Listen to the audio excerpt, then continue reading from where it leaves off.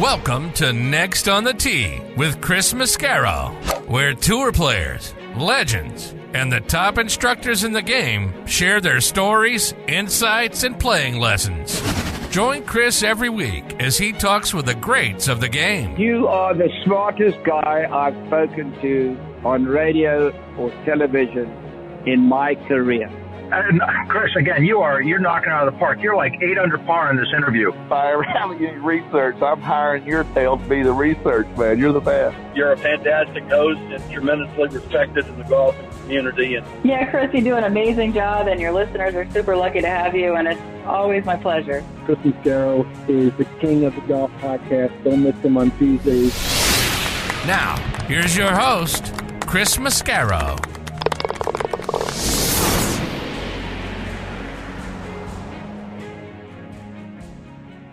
Good evening, folks, and thank you for joining me again this week on Next on the Tee. I'm your host, Chris Mascaro. This week, I have a really big show in store for you. Typically, I open up with telling you about 4 great guests that are going to join me tonight. Well, this week, that number is 5. 5 fantastic people with great stories that I'm looking forward to having as part of the show this week. We'll start things off with a return visit from our good friend Debbie O'Connell. She's got a great new program that she is going to tell us about.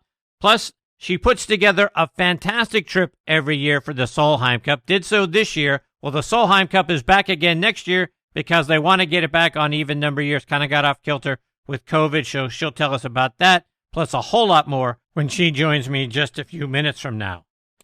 Following Debbie, I'll get a visit from a guy who has resurrected some of the iconic brands in our game like MacGregor Golf, Ram Golf, Ben Hogan, Zebra, and Teardrop putters, and that's the CEO for all of them now, Simon Millington.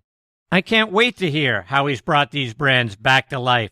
The new MacGregor and Ram clubs look fantastic. Zebra putters, remember, they were made famous years ago by Raymond Floyd. You remember the great mallet putter he used to use. Raymond used to putt the eyes out of the ball using that mallet putter. So Simon's got a lot of great stories to share with us and great news about these brands. Can't wait to hear him. He'll join me about 25 minutes from now. Following Simon, we'll get a visit from European Senior Tour pro Clark Dennis.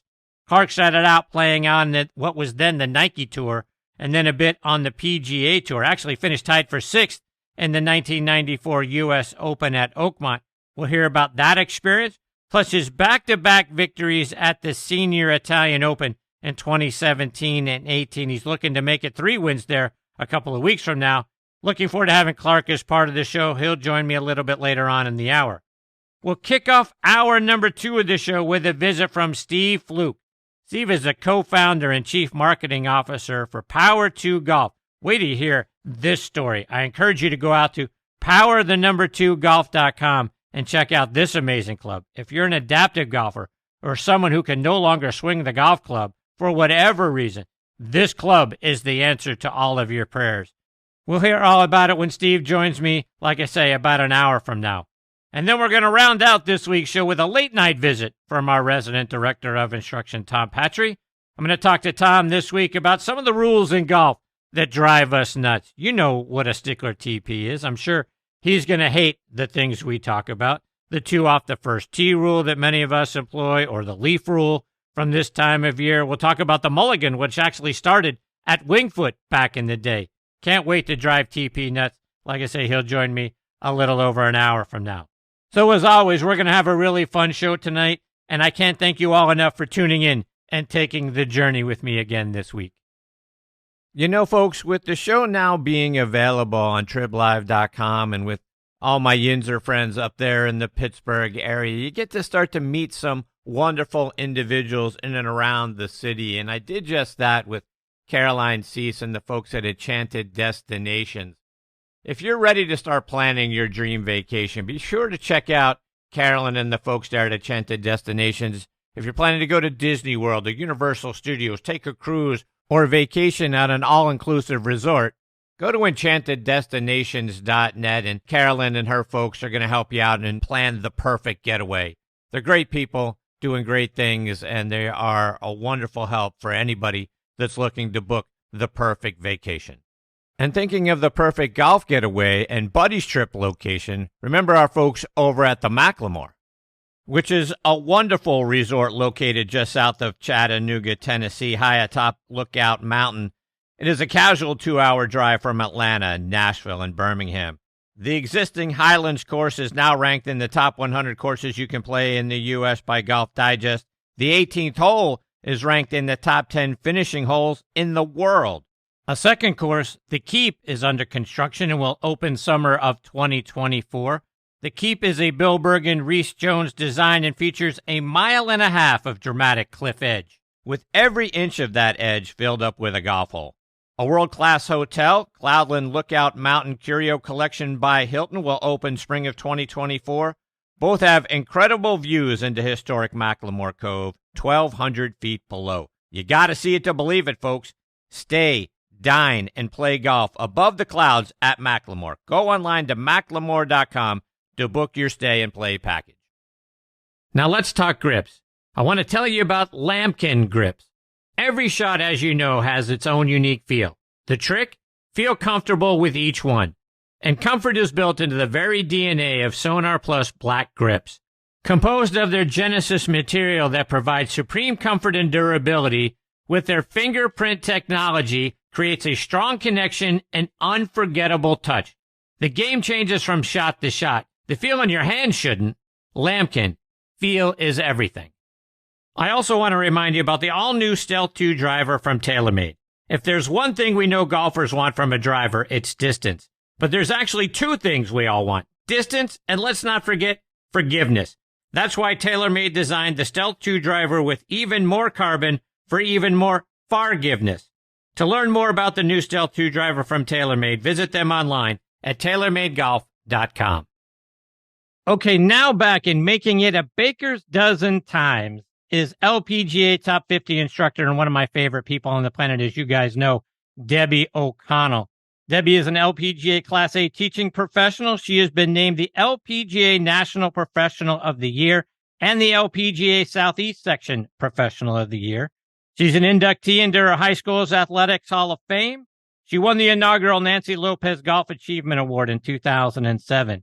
In 2016, she was named the Northeast Section Teacher of the Year. She's hosted her own radio show, the Debbie O'Connell Radio Show, for a decade, and Par for the Course TV show.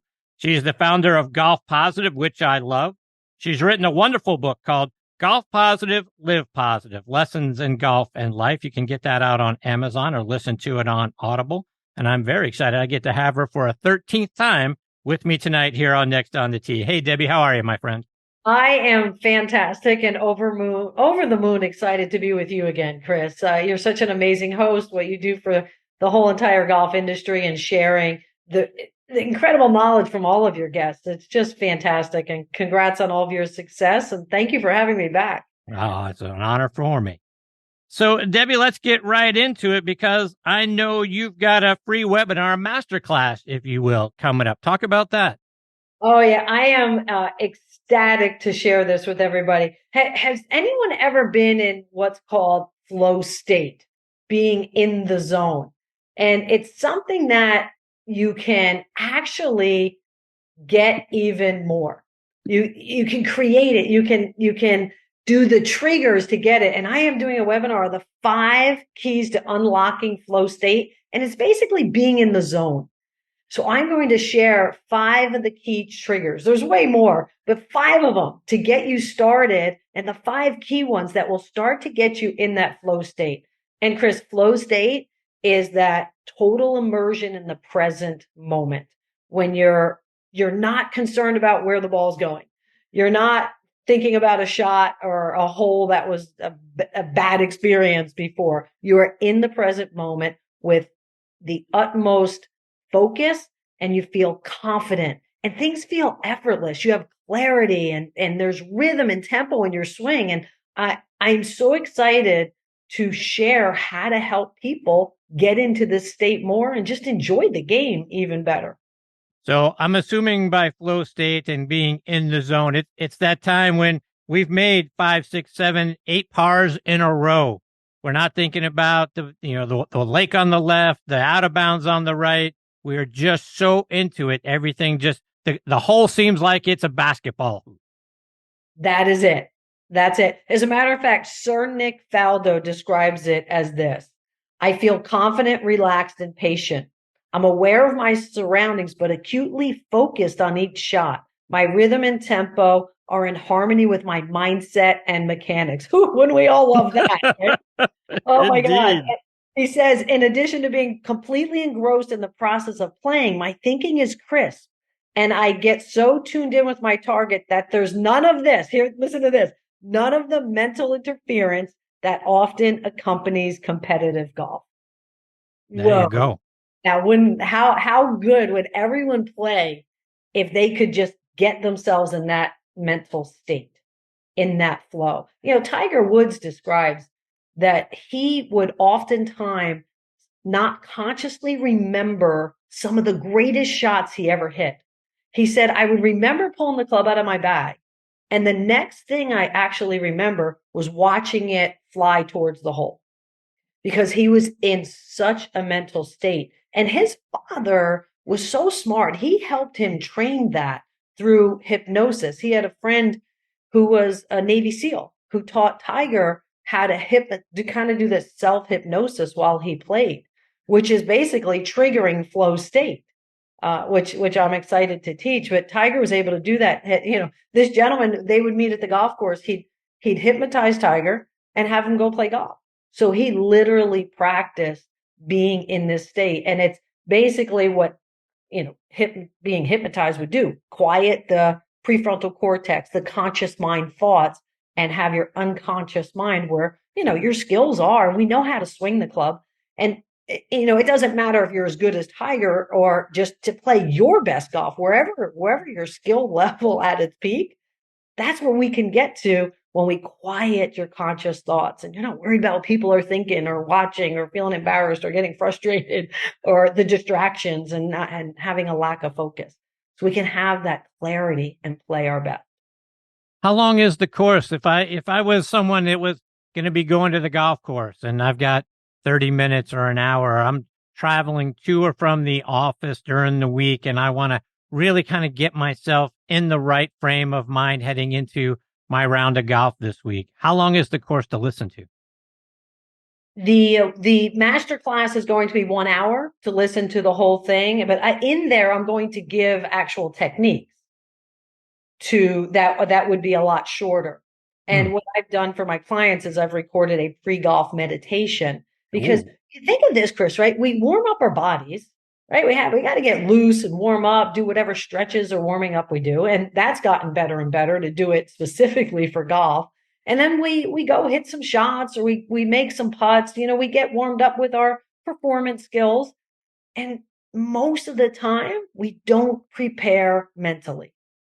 Yeah. And with, you know, just even taking 10 minutes before you get to the golf course, 5 minutes even. I used to arrive at the golf course for a tournament. You know, I don't play in many tournaments anymore. I'm going to play in a couple this year, but I will absolutely meditate beforehand. And leading up to it, I will visualize me playing golf. I'll visualize me hitting great shots. And here's the key, just to give a hint to everybody and a really solid tip, is to visualize looking through your own eyes.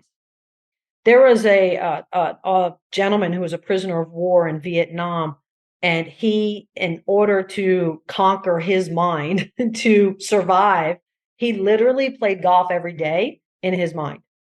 And he would get dressed, like he looking through his own eyes. He'd feel what he'd feel. He would see what he would see. He would hear what he would hear, you know, maybe get the smell of the golf course and all that. But he would literally, you know, physically get dressed in his mind and then imagine going to the golf course, and he would get those first tee jitters and imagine playing and hitting the fairway, hitting the next shot, and just enjoying golf and going around. And he played 18 holes every day. And 6 weeks after he got out of the prison, after 6.5 years, he was invited to a pro-am. And he went out and shot 76. Oh, my. Yeah, he was a single-digit golfer. But can you imagine not playing golf for that long? And he weighed 100 pounds when he did it. Gee. When we know how to conquer our golf mind, we can play better than what we think right now. Or, you know, that 1 or 2 great shots or great holes or that great round, play that way more consistently. So let's take that a step further. Speaking of Conquer Your Golf Mind, you've got a new program with that as the title, kicking off later this month. It sounds like something we all need to sign up for. Talk about the new course. Oh, this course, it's epic. It's the best I have put together.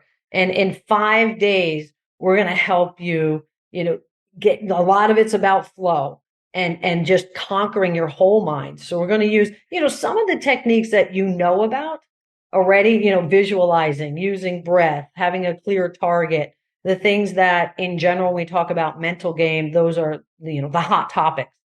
And I'm going to explain them at a deeper level and take you even deeper and help everyone get out of their own way, and we're using neuro-based science to help create this program and really understanding the brain. I've gotten to be kind of geeking out on our brains and how they work and how we can create new neural connections, because our brains are what we have neuroplasticity, which means we can mold them and shape them and create different pathways and neurons in our brains. So the heck with you can't teach old dogs a new trick, Chris, because you can. You can. We're gonna help stop the self-sabotaging that happens, the negative self-talk. We're gonna shift from self-doubt and frustration and fear of missing a shot and maybe worrying about being embarrassed to really controlling those emotions, feeling confident, believing in yourself, and having resilience on the course and not falling into, self-sabotaging. And, you're about to shoot your best score ever. You're about to win the club championship, wherever it is that would create those nerves at the end of a round because you're playing so well and you have a chance to do great. We're going to eliminate the old self-sabotaging that happens. When I hear the stories all the time, and I'm sure you do, and I've done it in the past, where I'm coming down the stretch of a great round and all of a sudden I know my score, or someone mentions, wow, you're playing great today. And all of a sudden it's double. Yeah, don't you hate that? Oh, so we're gonna tackle that as well. And then if anyone out there happens to have that, those yip things about putting, I've coached a few people who came to me with chipping yips, saying, I know this is mental because I'm practicing and I'm hitting these amazing chip shots. And then I get on the course and I feel this jittery. I have doubt and I don't feel confident anymore. And then I just can't do a smooth swing. So we're going to tackle that. We're going to help everyone get laser focused. Like Sir Nick Baldo described, be in that total immersion of in the present moment, release the outcome of the shot. So, don't be so results oriented, because if we're trying to force an outcome and create an outcome, we're not in the present moment when we're actually swinging. So, Debbie, so interesting.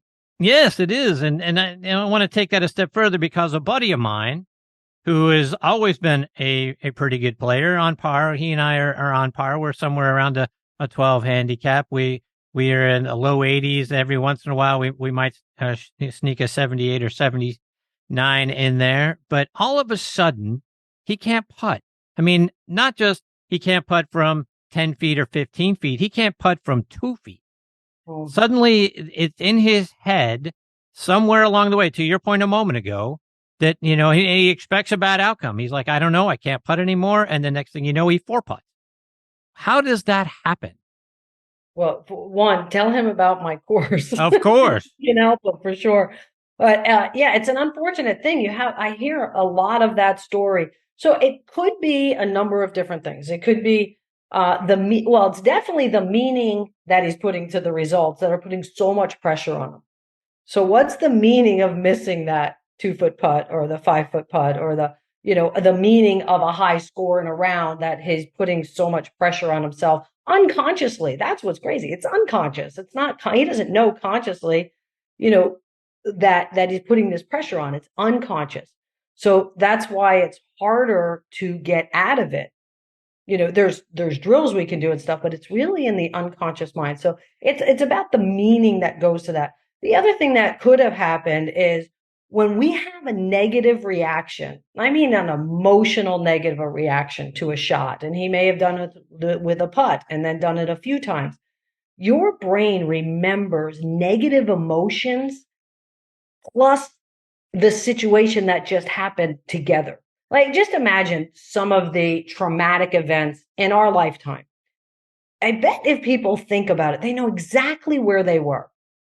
9/11, say, I know exactly where I was. I know exactly what I was doing on that. So it was this emotional, negative, traumatic day in our history. And I remember hearing about it and seeing it. I can go back to that so easily because the neural connection with that negative emotion is stronger than than the positive ones. So what happens is if he did that a few times and he got so frustrated, now he's creating these neural connection and memories of missing putts. And all of a sudden he steps over a putt and his brain says, wait, what does this mean? What do I remember? And it's so quick. It goes back and he goes, oh, this isn't good. And your brain's trying to, your brain's job is trying to protect you. So now it's trying everything it can to help you make the putt so you don't have that negative feeling. But that's what the yips are. We're not smooth and we're not really in the present moment. So we need to help him get into the present moment. I mean, total immersion, because here, and it's about fear, right? You either have flow mindset and present mindset and positive mindset, or you have a fear mindset. So there's a fear in there that's causing this hesitation and lack of flow, basically, is what we have. So how do we get him and everybody else listening right now that says, yes, I need that? How do we get them signed up for both of these programs? Well, I have you're going to do a link for the upcoming free masterclass, and that's going to help set the stage. And if you can't make that, and everyone can go into then the 5-day challenge. The 5-day, the masterclass is Wednesday, the 18th. And then the 5-day challenge that's coming up, Conquer Your Golf Mind, is October 29th. So it's 5 days and it's just 90 minutes a day. And we're going to help shift so much in your mindset. It's going to help you play your best golf. It's amazing. I've had people day 3 go out and play better than they've played in 20 years. They come back, they're like, I can't believe this. This is amazing. So that one, the website is debbie-o'connell.com/conquer.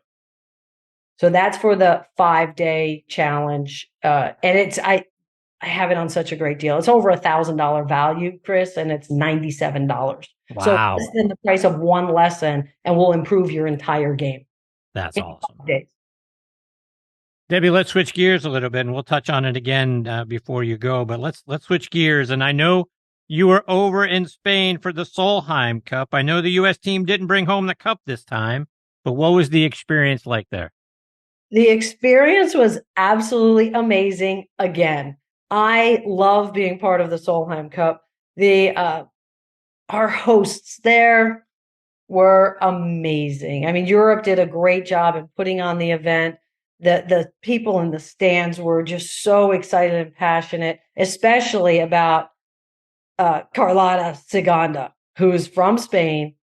And when she came out, obviously the crowd just went absolutely crazy. They had a song they'd play forever. Everybody was singing the song. And what a storybook ending for her to hit an incredible shot on the par 3 and make the putt to clinch it for Europe. It couldn't have been any better for her. Not so great for us Americans who were rooting for Team USA to get that cup back. It's been 3 Solheim Cups now. And we did manage to tie, which was really cool, except that we don't get the cup.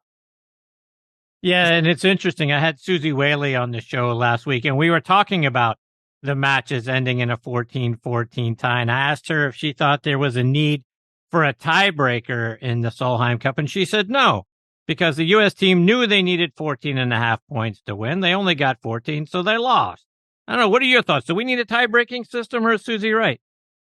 My opinion is no tie-breaking system, because what are you going to do? Put everyone out there again? It's a team event, or you pick one player and you've played 5 matches and now one player is going to decide it. Possibly. I don't know how you do it. And I like the tradition of it. I really like you've got to earn that cup back. You've got to do a little bit extra to get the cup. So for me, I'm on the same page as Susie. Go get that 14.5 and earn that cup back.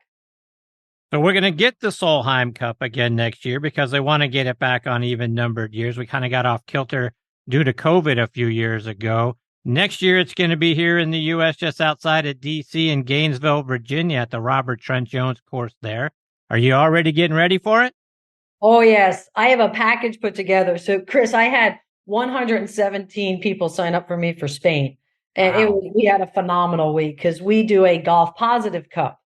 So we come in, we have a welcome dinner, and everybody gets to meet each other. Then I announce the teams. So I have Team America and Team USA. We play a match play format. It's a really fun match play format that we do. It's just, better ball. So it's 4-ball.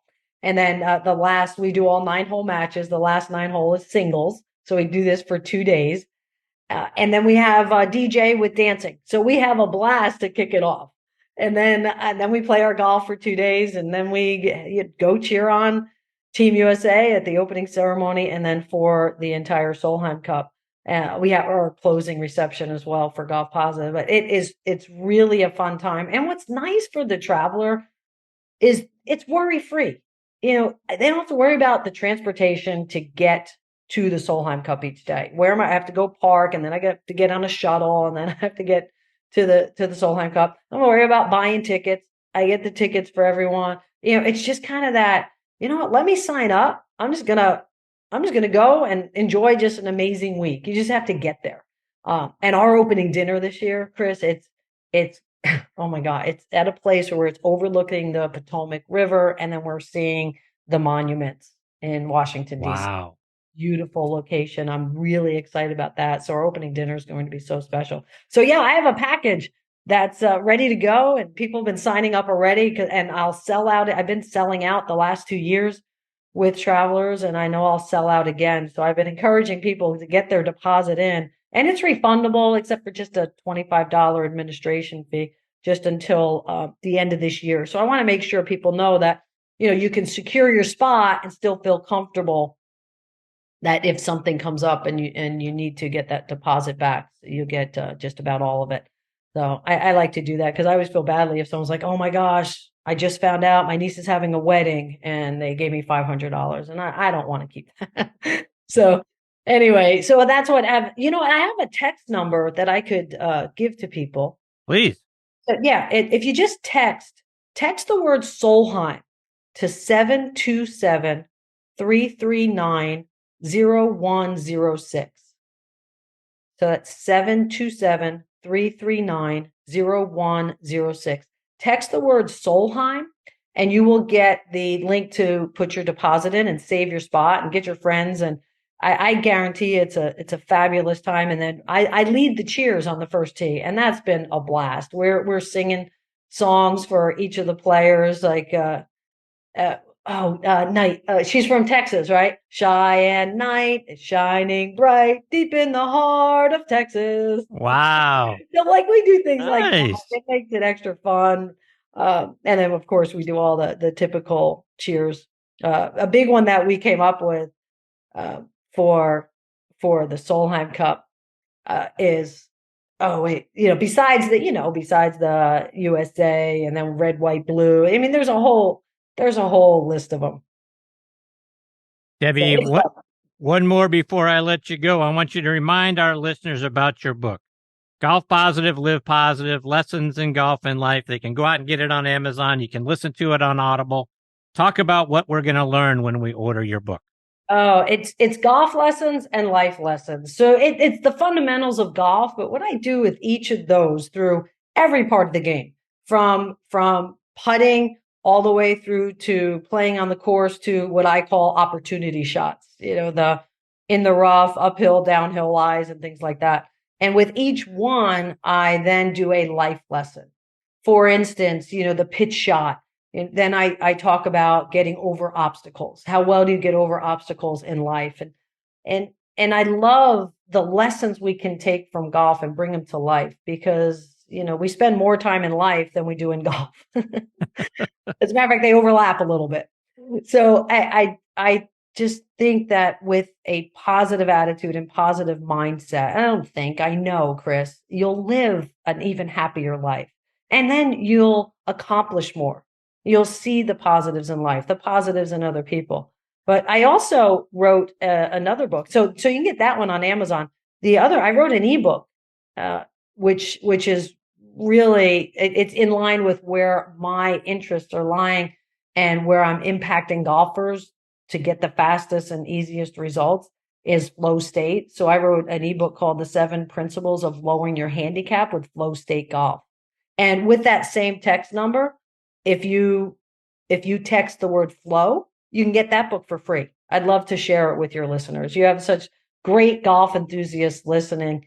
And so I said, Chris, I'm coming bearing gifts. I've got a free ebook for them. I've got a free masterclass that they can attend. And I just love to pour into people and help them, be better in golf, be more focused, play their best golf, have more fun with it. It's such a great game. Let's enjoy it and not have that little inner critic beating ourselves up the whole time we're out there. It's a game to enjoy for sure. Yes, it is. All right, Debbie. So one more time before I let you go, remind our listeners, you have given us a lot of free gifts tonight. Remind everyone how they can get them. All right. So for the ebook, you can just text FLOW to 727-339-0106. Text that, you'll get the download right away. And then for the upcoming free masterclass, Chris is going to put the link because it's a little bit long for me to say. So he'll put a link in there for you. Just go to that link and click on that. It's this Wednesday evening, 8 p.m. Eastern time. And we're going to give you the 5 keys to unlocking flow state for your game. It's going to be incredibly powerful. And then coming up from there is my 5-day challenge, which is Conquer Your Golf Mind. Then we can really dig deep and shift that mindset and have you playing your best golf like in 5 days. It's phenomenal and very powerful.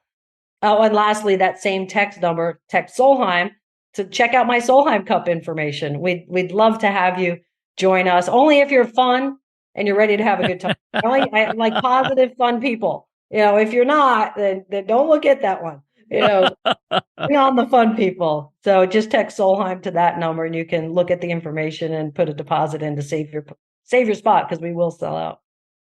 Debbie, you're fantastic, my friend. I can't thank you enough for coming again. A baker's dozen times tonight as part of this show. The show is what it is because of great guests like you that continue to come back and share your positivity and share your tips and all the wonderful things, all the free things that you're giving to our listeners tonight. I can't thank you enough for doing it. You're fantastic. Well, thank you, Chris. I appreciate you and appreciate being here on the show. And everybody, just believe in yourself and stay positive and have fun. There you go. Playing golf. Take care, Debbie. All the best to you and your family. We'll catch up again soon. Thank you, Chris. You have a great night. You too, Debbie. That is the great Debbie O'Connell and all of the free, wonderful stuff that she shared with us tonight. And look, if you want to get on top of your game, you want to get on top of your mind and then get even better at your game, these are the ways that you're going to do it. She has given you so many avenues tonight for doing it. Flow state, and then getting into the Conquer Your Golf Mind that's also coming up. Those are 2 programs that are going to do you nothing but a world of good. Again, the number to text FLOW to 727-339-0106. That's going to get you the Flow State ebook. And also, if you text to the same number, Solheim, and again, if you want to have a great time and you want to be at the Solheim Cup, there is nobody better on the planet to go do it with than Debbie O'Connell. So you're going to want to do that. So get into her Flow State webinar and then get into Conquer Your Golf Mind. I'm going to give that to my buddy. He better show up for that because he certainly needs to get out of what he's in and get into a better state of mind and help his overall game. And I'll tell you what, actually, so do I. So these are great things for all of us to be a part of. And again, Golf Positive is Debbie's site. She is fantastic. And there's so many good things that you're going to learn from all the things that she gets to share. Check her out online and on YouTube. She's got some nice videos still available out on her YouTube channel as well. And is there any wonder why she is one of my favorite people on the planet? You know how I love positive people. And at the top of that Mount Rushmore is Debbie O'Connell. So looking forward to catching up with her again very soon. Coming up next on the tee is a guy that is breathing life back into some iconic golf brands like MacGregor, Ram, Ben Hogan, Zebra, and Teardrop, and that is CEO Simon Millington. Before I get to Simon, I was talking with Eddie Dry, VP of Domestic Sales for Strixon Cleveland Golf, at the PGA Merchandise Show earlier this year, and I said, Eddie, I like your CBX full-face wedges. How can they help an average player like me play better? Here's what he had to say. An average player, I use one, and I'm in some lies that you can't even believe. And I need all the help I can get. And the face is bigger, and the grooves go all the way up and all the way out to the toe. So if you hit it on the toe, you miss it, bam, there's a groove. So I like that. So I carry a 58.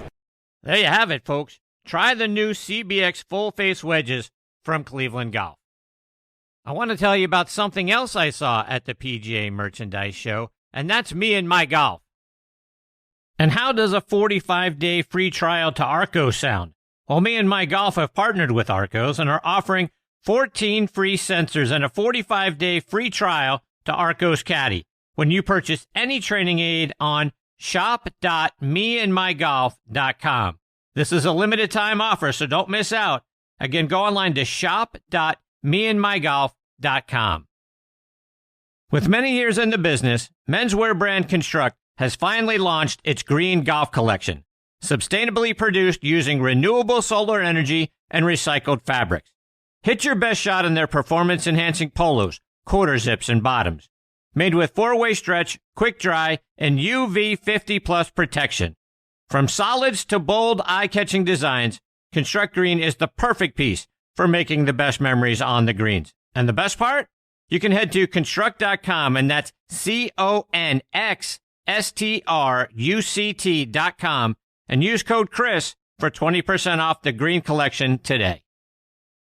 Okay, now making his next On the Tee debut with me is Simon Millington.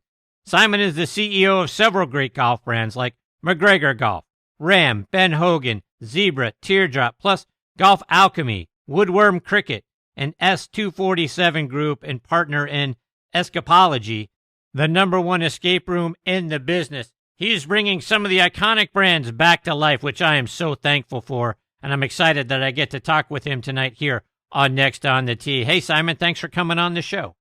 All right, thanks for having me, Chris. Simon, like I say, you are breathing new life into several iconic golf brands that have got a rich history in our game, but we haven't heard about some of them in a while, and I want to start with you tonight about MacGregor Golf, because I'm a huge Jack Nicklaus fan, and MacGregor was the brand he played, so it was the brand I played as a kid. Talk to us about bringing MacGregor Golf back to life. Yeah, I mean, we've started with MacGregor a couple of years ago, and essentially, you know, what we try and do with our golf ranges is we'll have everything from, you know, we love to get the people starting the game and the people playing, you know, throughout their career. So we started with sort of some game improvement products. Last year, we rolled out a high-end forged iron, foam-filled forged iron, the MT86 and the MT86 oversized, you know, which was very well received. We won Silver and Gold Digest, sort of first out, which was really pleasing, and we got fantastic feedback from, you know, all the media, all the testing, and indeed players like Ian Woosnam, who had a set and loved them and put them straight in his bag. So a Masters champion thrown in. So Simon, talk about the MT86 irons, and I'm curious, does 86 have significance with Jack's win at the 86 Masters? Yeah, you got it. It does, yeah, for sure. So there's a bit of the story behind that. You know, if you look at the MT86 iron, you know it's MacGregor. It has that MT look, but with a modern day feel. So we were very lucky. We had for 18 months assignment. We had Osty Rollinson. Now Osty was the head of Odyssey for 26 years, and he's now with Scotty Cameron. But in that in between period, we had him redo the MacGregor line and to redo the Zebra putter line.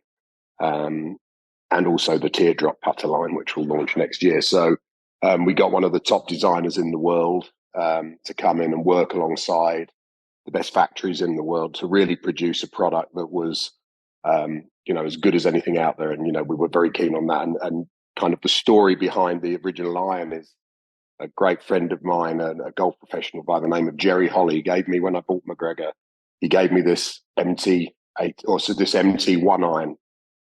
Sort of a bit of a butter knife, but he polished it all up and gave it to me when we bought the brand. And I was sitting with Austin and we were talking about design, and this thing was just looking there in the background. I said, we should really incorporate that into the design. So that was how the original design came, of this thing just sitting there shining and looking at me. So we really tried to take the heritage of the brand. So if somebody picked it up, they said, they'd know looking at it was a MacGregor, but to put all the latest technology in. So it, like, we genuinely believe it's as good as anything out there. The wedges and putters look great to me as well when I was checking them out online, and they're in a price range too that we can all afford. Talk about those. Yeah, so I mean, throughout our product range, we work with some of the best designers in the world. I say Osti Rollinson one, Larry Tang, the designer of the 2-ball putter with Callaway, has been working with us as well on some of our new ranges. So really some of the best designers in the world. With MacGregor, we have a direct-to-consumer business. So, when people will look on there and say, wow, how the price is so low, when you look at it, but the product looks so great. Well, the product is great. We really put a lot of focus and energy into that. And, we're great believers. We're custodians of the brand. So we really have to do a great job to compete with the big guys, so that when people get, it's no good. It's one thing us telling everybody that, hey, look, we've made this great product and marketing that, but it actually has to perform.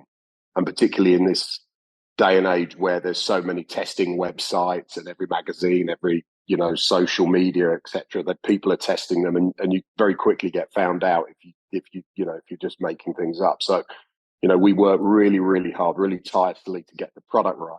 We then sell it direct to the consumer. And so, you can expect a product that, far out exceeds anything else at that sort of price point. That's really, what we aim for, is to be sort of 50% of the price of the major manufacturers. You see them in store. You've got the Ram product line back too. And I remember Tom Watson, Nick Price, Sevi playing Ram clubs back in the day. My father had a set of Ram irons that I inherited when I started playing the game. More recently, I've seen Ram as an entry-level kind of iron set, but now you've got the FX77 model. Talk about what's new from Ram. Yeah, so again, there was certainly, it ended up Ram being in some sports retailers, and gradually that used it a bit more of entry level. Again, with Ram, we follow the similar model where we have package sets, and we're very unashamedly happy to sell package sets.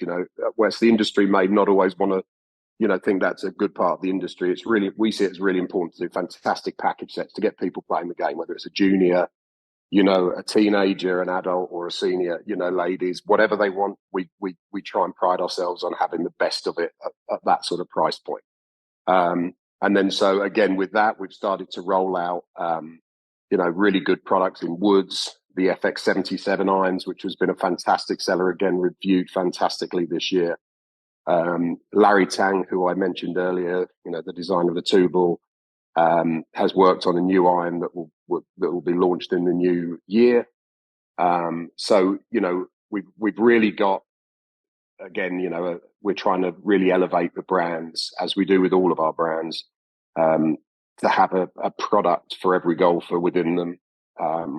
And sometimes there's different shaft makeups or grips or whatever, so there'll be very different pricing, but we also we're based in the United States. We have operations, we're based in Henderson, Nevada, and Charlotte, North Carolina. We assemble clubs in the United States. We do our technology, our design in the United States. We're very committed to doing a really good job on all of these brands. Speaking of reviews, Simon, I read Golf Monthly, and they said the FX77s might be the best value iron on the market. They say it has a tight dispersion pattern, which goodness knows we all need for better consistency in shot making. And testing with other high-end brands showed that they're very close in performance, but hundreds of dollars cheaper, as you just pointed out, in a world where everything seems to be more expensive nowadays. For those of us that are in the market for new irons, can I get the FX77s, play just as well as the more expensive brands, but I don't have to break my bank account? Yeah, absolutely. Look, I mean, it's very logical when you think about our business model of being a direct-to-consumer business. If you think about, for instance, the major brands, they have, they're huge behemoth companies with lots of overhead, but they have sales reps. The sales reps, and sales managers, then they have to go into the retail. Now, obviously, all of these are adding price. Ultimately, you pay for there's a retailer margin, there's their margins, there's paying sales reps. With us, by being direct to consumer, it's not an inferior product that, is half the price. It's just the nature of the way we're selling that product. And, I talked about this today with somebody and somebody said, well, if we put two things together, no matter what those things are, if one's $100 and one's $200, we automatically perceive the $200 one to be better. But in terms of the way this sort of modern world is, when you're going direct to consumer and cutting out those various layers, it isn't like that. In certainly in golf equipment today, there's a lot of fantastic golf clubs out there that are going direct to the consumer. Some of which are just using sort of regular heads that you could find in any sort of factory in China. What we're doing is we are using the best designers, throughout history, some of the greatest designers in history, together with some of the greatest factories that make some of the biggest names. I won't necessarily go into all the names, but the top names in golf are being made in the same factories that we're making our top end products in. So you are getting a quality product, just in a different way of it being delivered to you. So let's take that a step further in the direct-to-consumer market, because another brand that you're breathing new life into is Ben Hogan Golf. And I loved what they were doing with their clubs. Terry Kaler, Scott White, and the Ben Hogan brand have been sponsors of the show for years early on.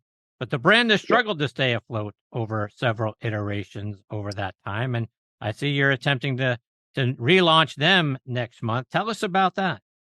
Yeah, so this is literally, the news is just breaking. I think you're the second person I've told in regards to this.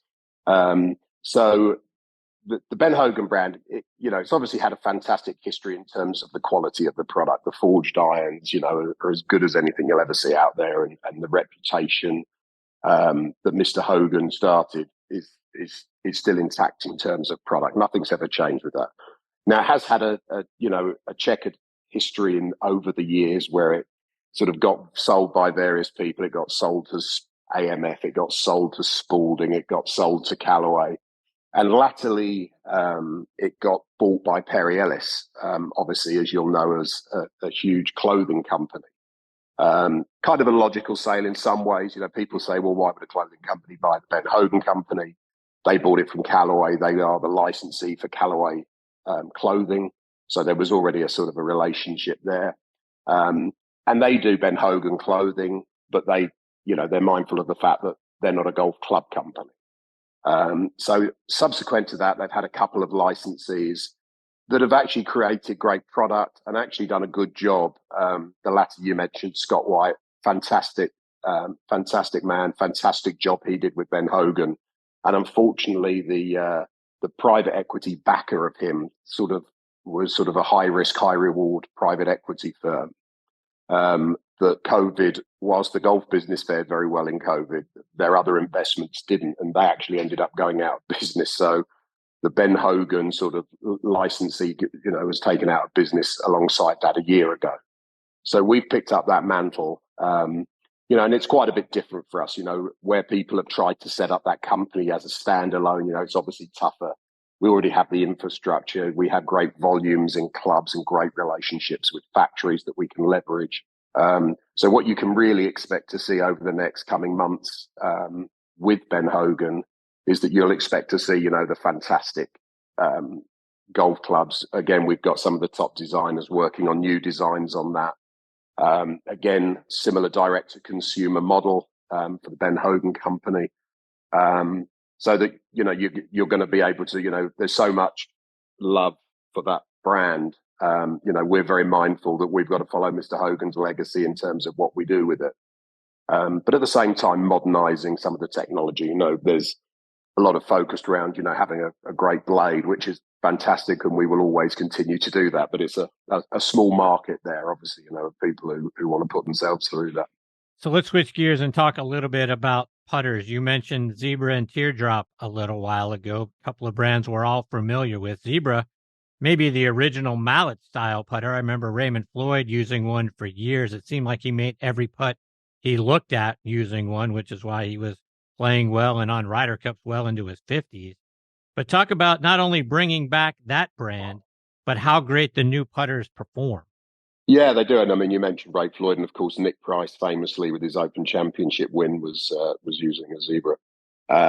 Yeah, so again, I mentioned it earlier. Osty Rollinson, from being head of Odyssey, came and we gave him this. Here's this iconic brand.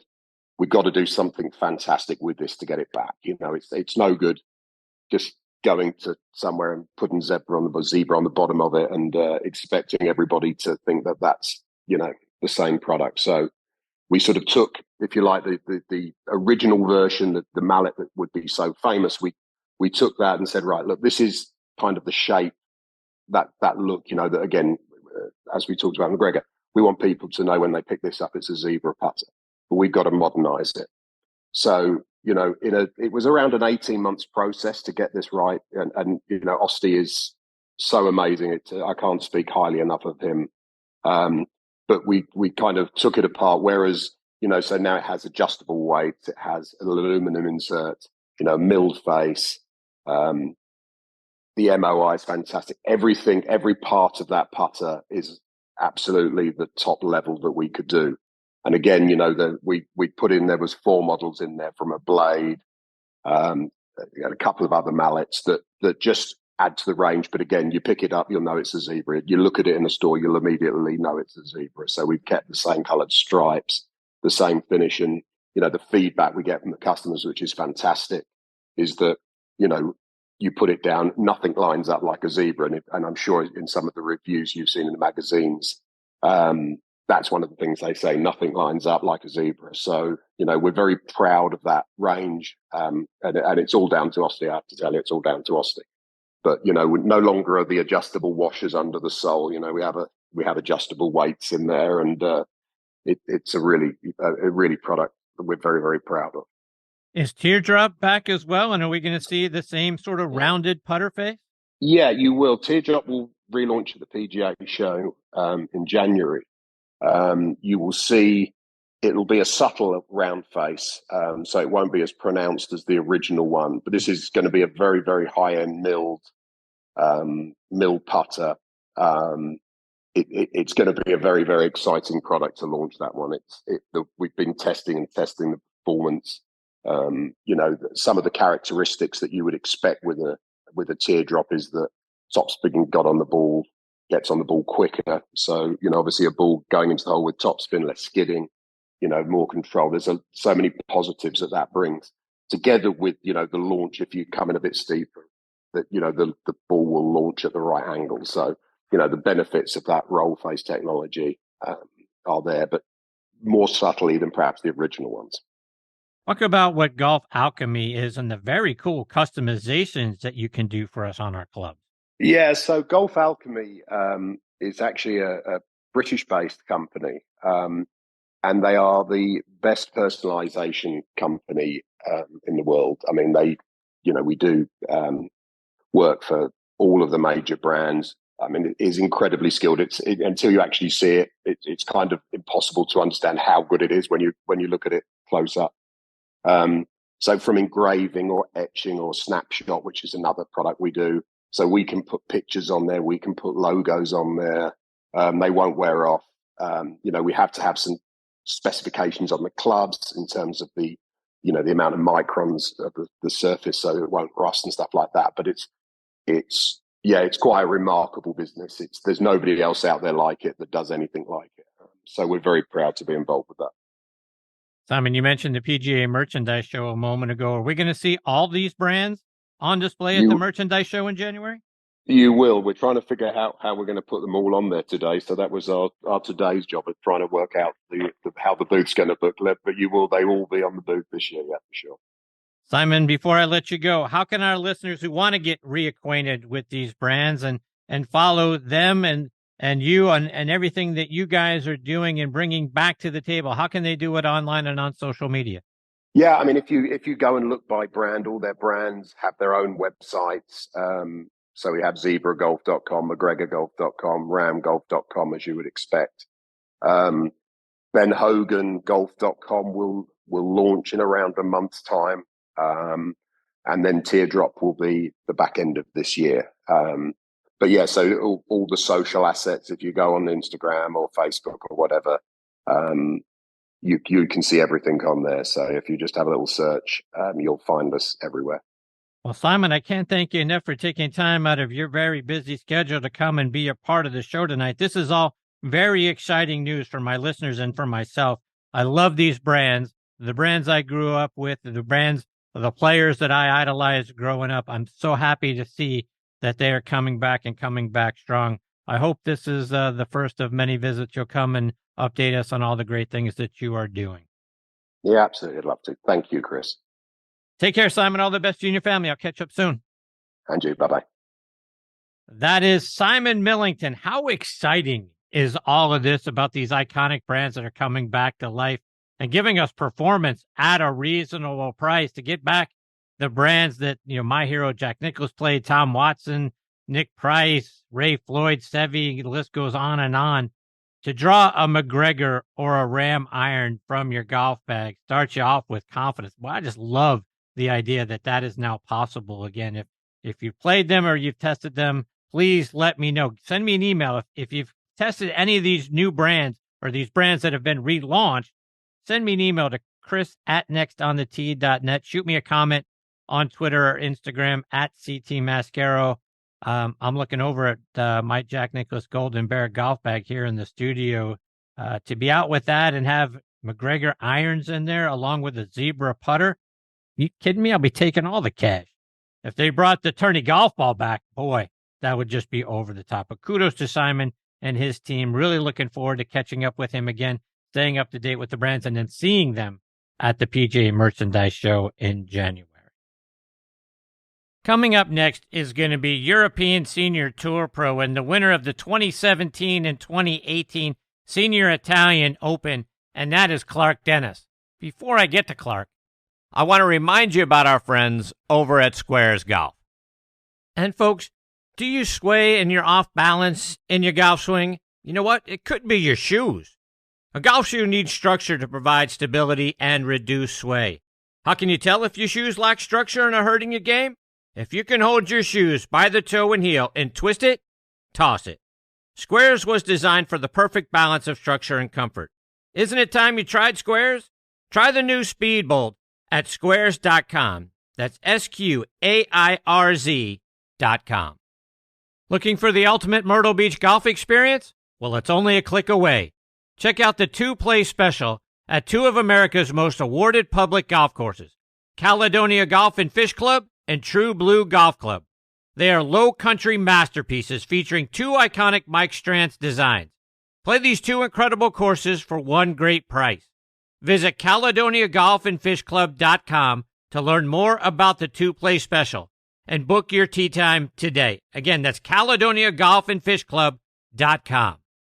All right, now next on the tee with me is Clark Dennis. Clark has played on the Korn Ferry Tour, the PGA Tour, and is now out there on the Senior European Tour. He's from Houston, Texas. Played his college golf first at the University of Arkansas and then at SMU, where he had the low tournament score during the 1984-85 season with a 221 at the Hal Sutton Invitational. The team set a record in winning that tournament. Their team score was 896. He turned pro in 1986 and has 8 professional wins to his credit so far, including winning the 1993 Bakersfield Open on the Korn Ferry Tour, 5 wins over there on the European Senior Tour, including winning the Senior Italian Open in back-to-back years of 2017 and 18. He also won the Dutch Masters in 2017 and then the John Jacobs Trophy for the European Senior Tour Order of Merit. Won a couple of state opens here in the U.S. at the 1988 Nevada State Open and the 1992 Texas Open. Finished tied for 6th in the 1994 U.S. Open at Oakmont, and I couldn't be more thrilled to have him with me tonight here on Next on the Tee. Hey, Clark, thanks for coming on the show. Hey, Chris, nice to be on. Clark, I saw you posted a picture on Instagram about it being baseball time in Texas, followed by Let's Go Rangers. I'm guessing you were pretty glued to the TV a little earlier tonight. being from Houston, tell me about the Rangers. No, well, actually, I was born in Houston, but I've lived in Fort Worth since I was 10. So I'm a Fort Worth guy. I grew up at Colonial Country Club. I have been a long-suffering Rangers fan. That was my first love sport. It was baseball. And going to the old stadium, not the ballpark in Arlington. Going to the old stadium, not the ballpark, and then the ballpark, and now we've got Globe Life Field. It's a fantastic experience at Globe Life, and I got 3 boys. They're all fans. My son caddies on the PGA Tour for Sam Stevens, and we were talking. He's in Japan right now, and we were on the phone. My other son Philip was here at the house, and we were all very nervous with that last inning. So up two games, it's looking good, but the Astros are a great team, so it's not over yet. And hey, I'm a big Red Sox and Pirates fan. You guys signed Nate Eovaldi away from the Red Sox. That certainly has worked out well for the Rangers. Yeah, he was big game Nate tonight. I mean, he gave up a couple of home runs, but he's been solid, especially in the playoffs. So yeah, that was a good signing. Yeah, it's a good young team. We got some veterans. We got some really good young players like Evan Carter, who's been exciting. He's only been up for about a month, and he's been electric since he's been up. So it's been fun to watch. So what's your prediction for the rest of the ALCS? The Rangers in how many games? I'm saying the Rangers in 6. I think the Astros are going to probably sneak one here in Arlington, and but I think we win in 6. All right, let's talk some golf. And I want to go back to your college days, Clark. How did the University of Houston or the University of Texas let a guy like you get away to the University of Arkansas? Well, we had Steve Lloyd was the coach who ended up being Mickelson's agent later on with Arizona State as coach. And Steve was a great recruiter, and I just enjoyed Fayetteville. It was a great place. I didn't stay there very long, but I really enjoyed my time there. Being teammates with John Daly, and we had Jim McGovern, we had Mike Schwartz. We had a lot of guys that ended up playing the tour. We kind of underperformed as a team, but it was a great experience to be in Fayetteville, and I loved my time there. So as you mentioned, you're teammates with John Daly. What was it like teaming up with him back then? Well, it's about what you would imagine. John is one of the nicest guys you'd ever meet. He's generous. He's kind. He'd do anything for you. But, he's had his demons, as we all know. And, he had them in college and in junior golf. I played with him in junior golf, too. And hopefully John will get everything sorted out. He seems to be doing better. I saw him last week. I played in the Champions Tournament in Jacksonville and saw him last week in Jacksonville in the Furyk and Friends. And, he looks good. He looks better. He's a character. There's a reason why he's the main draw on the Champions Tour, even though he's not the best player anymore. So you leave Arkansas and you go to SMU, and the Mustangs have a pretty rich golf history with a ton of great players. I mean, Payne Stewart, Hank Keeney, Colt Knost, Bryson DeChambeau, Henry Higgs, to name just a few. Talk to me about playing there and maybe some of your favorite memories from your time at SMU. Yeah, really. My wife also got her master's at SMU, obviously being from Fort Worth, it was close to home. So that was kind of the reason I came back. Be a little, wasn't my wife at the time, be a little closer to my girlfriend, who's now my wife of 33 years. So, you do things like that when you're young. But I enjoyed SMU as well. Dallas is a great city, and I had good teammates there too. I met some lifelong friends, Mario De La Cabada there, and Russell Biersdorf, and people who have been friends for a long time. Clark, Hal Sutton is a wonderful friend of the show. He's actually going to be joining me again next week. And you and the SMU team had a great performance in the Hal Sutton Invitational back in the 84-85 season. What do you remember about that week? I do remember that week. It's a long time ago. But I do remember playing very well that week. And we won as a team, and I won the individual title. And I remember really looking up to Hal. And, of course, I got to play many, many times with Hal subsequently on the tour. And, in fact, you mentioned the U.S. Open. I finished tied 6th at Oakmont. When I qualified for that U.S. Open, I actually played with Hal in the sectionals that U.S. Open, qualified for it. Hal's a great guy. I've known Hal since probably about then. And, and a good friend of mine now is the coach at Centenary, Emlyn Aubrey. He's been the coach there for a few years. He played on the tour with me, and so it kind of came full circle. Emblems there at Centenary. They still, I think, have that tournament. And, it was a fun week. It's always good to win, and college was a great experience. I really enjoyed it. Mark, you turned pro in 86 and got your first win at the 1993 Nike Bakersfield Open, almost 30 years ago to the day of this show. And you get that victory. You win it in a playoff over Jim Furyk and Sonny Skinner. You guys set the tournament record at 14 under.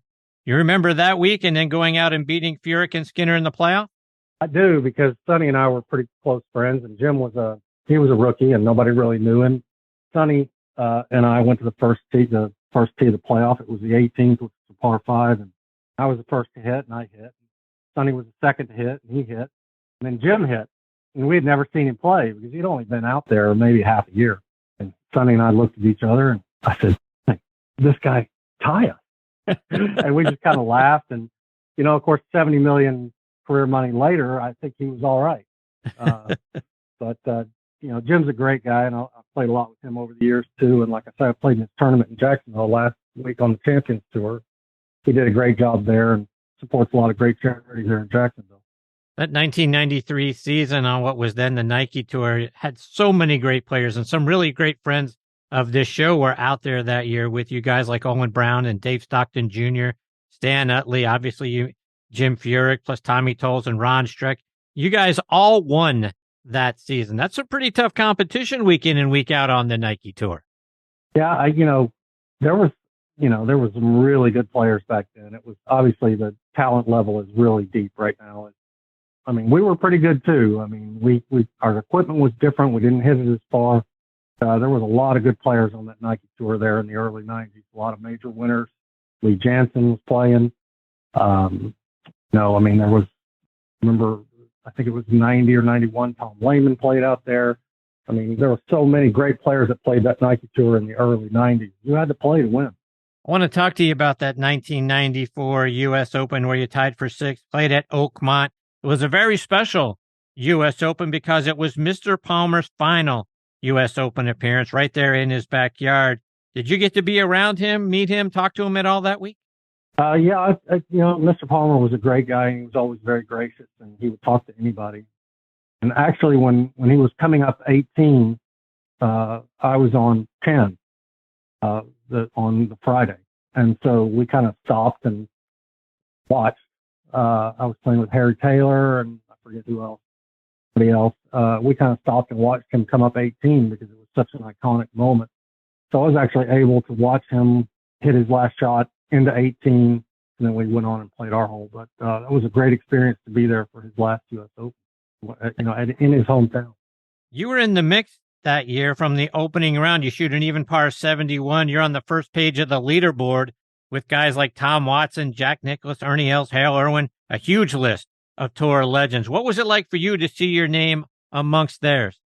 That was my first time really I'd played in a couple of U.S. Opens before that, and I had played okay in 89, finished middle of the pack, made the cut to the middle of the pack. That was my first time to be in contention, and that was, it was quite jarring. And Oakmont, as you know, is an extremely difficult golf course, but my ball striking that week was phenomenal. I could not have hit it any better. It was very stress-free. I just wasn't at the time really a very good putter, but and those greens will expose any deficiencies in putting, obviously.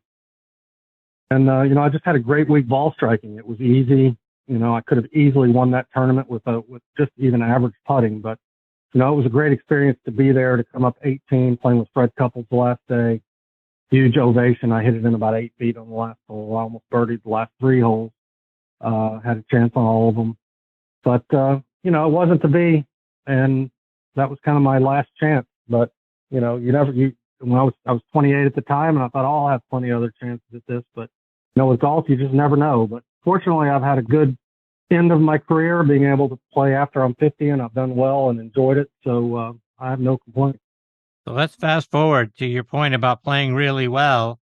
You win the Senior Italian Open in back-to-back years in 2017 and 18, both times in a playoff.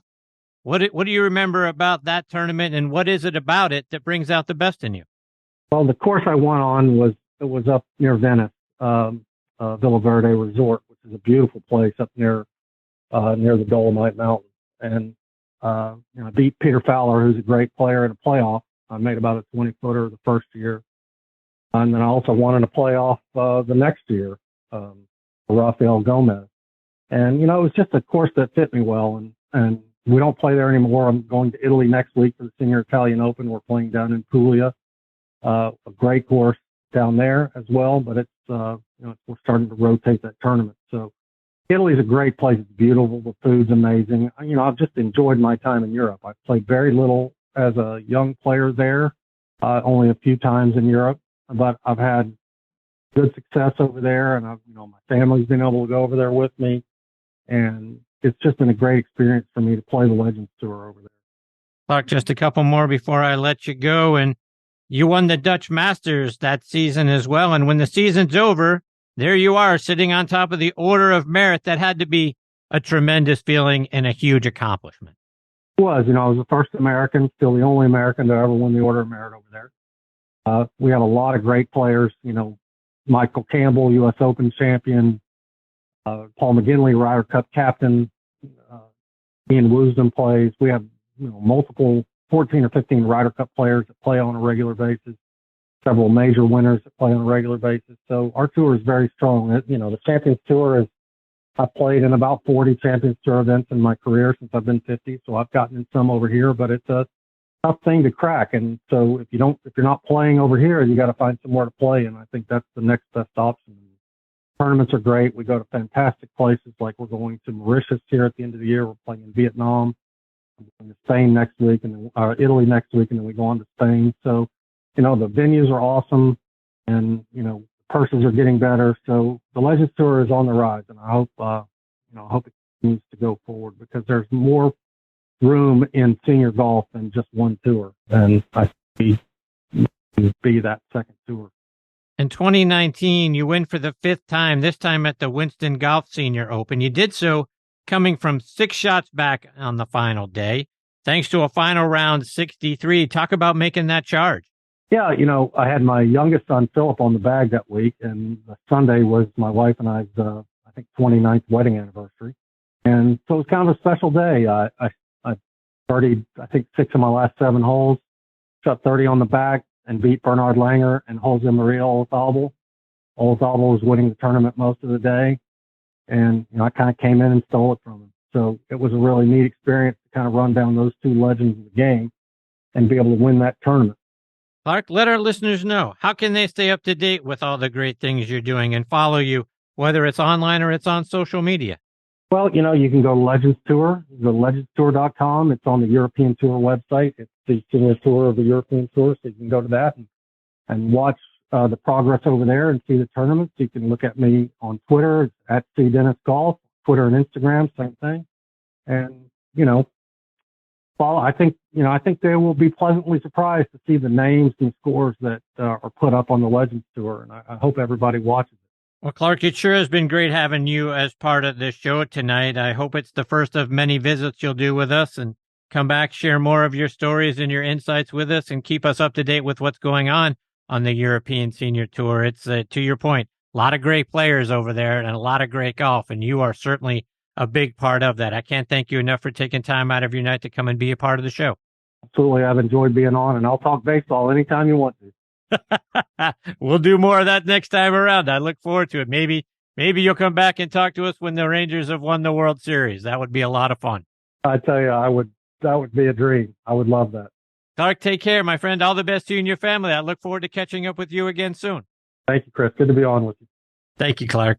That is Clark Dennis. You can keep track of him over on the European Senior Tour. You can find them online at legendstour.com. You can follow him on Instagram and Twitter at CDennisGolf. He's a lot of fun to talk to, and I'm rooting for his Rangers. With the final 4 teams available, the Rangers are the ones I'm hooking my wagon to because of Nate Eovaldi. But it was certainly a lot of fun getting to spend some time with Clark. He's had a wonderful career to this point. I'm rooting really hard for him to make it a 3rd Senior Italian Open championship. Hopefully we'll find that next week, and then if and when the Rangers win the World Series, I will certainly be reaching back out to him and we'll talk all about it. I'm sure he'll be excited to do that. And I hope it's also carrying a third Senior Italian Open championship as well. So looking forward to catching up with him again soon. Coming up next is going to be Steve Fluke. Steve is the co-founder and chief marketing officer for Power to Golf. Before I get to Steve, and that is Andy Trainer. Before I get to Andy, I want to remind you about 2 Under men's performance wear. They're the unofficial underwear of the PGA and the 2020 Ryder Cup team. Ricky Fowler is their global ambassador, and over 50 other PGA, Korn Ferry, and Champions Tour players wear them. Just to mention a few, like David Toms, Jerry Kelly, Justin Thomas, William McGirt, Scott McCarron, and Chris DeMarco. The Joey Pouch technology provides the ultimate male asset management, delivering maximum comfort from the tee box to the boardroom to the bedroom. Use code NEXT20 to save 20% off your order at 2under.com. That's the number 2, UNDR.com. 2 Under, performance in your pants. And you walk a lot of miles in life and on the course, so make sure you're walking in the right shoes. Skony changes the game with an affordable line of the most comfortable, versatile, slip-on golf shoes that can be worn anywhere. They're made with breathable microfiber fabric, spikeless treads, and an adjustable lace lock. And they're easy to clean, too, so spend less time changing shoes and more time living in them. Visit Skony.com and use code NXT on T20, so next on T20 at checkout for 20% off. That's Skony.com, SKONI.com. They're also available at golf specialty retailers and green grass pro shops nationwide. Relax. Easy now. Find your happy place. It's all in the hips.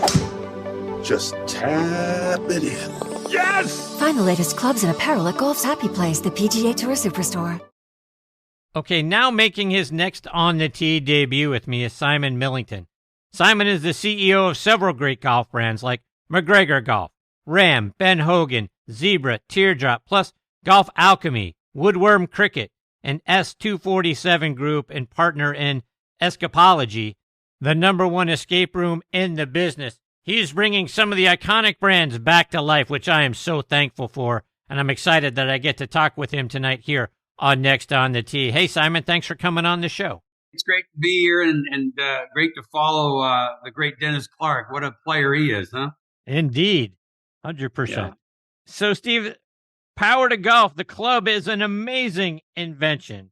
Let's go back to the beginning with Roy Taylor. Talk about who he is. Well, Roy, a retired aerospace engineer from Lockheed, as you mentioned, and he retired, and then shortly after that, he started working in his garage, and then I met up with him not too much longer after that, and he needed to have someone with a golf background, which I have, being a former club pro for many years and so forth in the business and such, and we got together and we built out this club, and it was an R&D company for several years.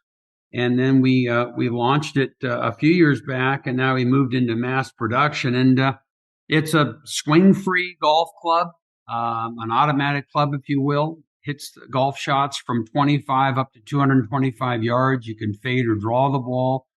And so this, a wedge and a putter, you can play any course in the world. So let's talk about that a little bit further. So everyone is thinking, oh, my, how do I get a hold of this club? But talk about how it works. Well, it's powder actuated, so basically gunpowder, and then it's propelled by power strip, if you will, and you insert it into the club and set your yardage. You address the ball just like a standard golf club, but instead of swinging, you push a button that is located on the grip, and that initiates the shot, and the insert or the striker comes out 2 inches and sends it down the fairway and onto the green. So talk about the different yardages. How do you dial up the yardage you need to hit the ball? Well, it's calibrated at sea level, so it's plus or minus about 1%, so it's very accurate. And you just set the range control lever by the leading edge, lining up to the desired distance. And like I said, line it up just like a regular golf club and push the button, and the insert comes out 2 inches and hits the ball. And again, there's still plenty of golf to it. You have to still allow for the wind and the roll and so forth, and really was designed for those who love the game, but unfortunately can no longer swing a golf club, where if they try, they're in pain. So be it someone with bad back or hips or shoulders, they've got plenty of life left, but the golf swing, that's not going to happen anymore for them. So they just slide right over to power. They don't miss a beat, and they keep playing out golf courses throughout the world. At this point, we have 9 countries that we serve now, and they set up and enjoy the game just like they've always had in the past. You mentioned you can shape shots, which I find absolutely amazing. Talk about how you can hit a hook, a fade, hit it low, hit it high. It's amazing. Sure. Well, you hit it low and high. That's just putting the hands in front of the club head or the hands behind the club head at address. As far as the fade and draw, it's just the shaft angle. So a more of an upright shaft angle in relation to the ground. You're going to hit a fade, and a flatter shaft angle, you'll hit the draw. So you can go from 5 to 30 yards either way. Or if you just want to hit a straight shot, if the top of the club head is level to the ground, you're going to hit a straight shot down the pipe. What about in between yardages? If I want to hit it 50 yards, 85 yards, something that's in between what's on the dial, how do you play around and learn how to get those in between yardages? Well, let's say you have a 165-yard shot. You place it somewhere between the mark that's 150 and 175 on the club. And if you're not going to be on the green, you're going to be very close to the green. So it's very accurate, plus or minus about 1%, and it's calibrated at sea level. So it's fairly easy to set that up. But again, there's still a lot of game to it, because you still have to allow if the ground is soft or hard, or whether you have a headwind or a tailwind, you have to allow all that into the shot making. But the bottom line is everybody golfs now. We've removed all the barriers to the game. So whether it's a stroke survivor or someone with a chronic bad back or hip or shoulder, or they're just kind of getting into the game before they get discouraged and quit before they even really get into the game. This is a good starting point for beginners as well. And you can use the club right in the rough too, correct? Oh yeah, right through the rough like a hot knife through butter. Not a problem. So you mentioned you need other clubs too, right? You're still going to need to chip and putt from around the green, but it seems like even there are times when you could use this club to kind of bump and run it if you wanted to. Yeah, you could do that, but if your approach shot, if you're not on the green, you're going to be within 5 or 10 yards. So it's really just a short pitch or a chip to finish up the hole, and then of course putting it in.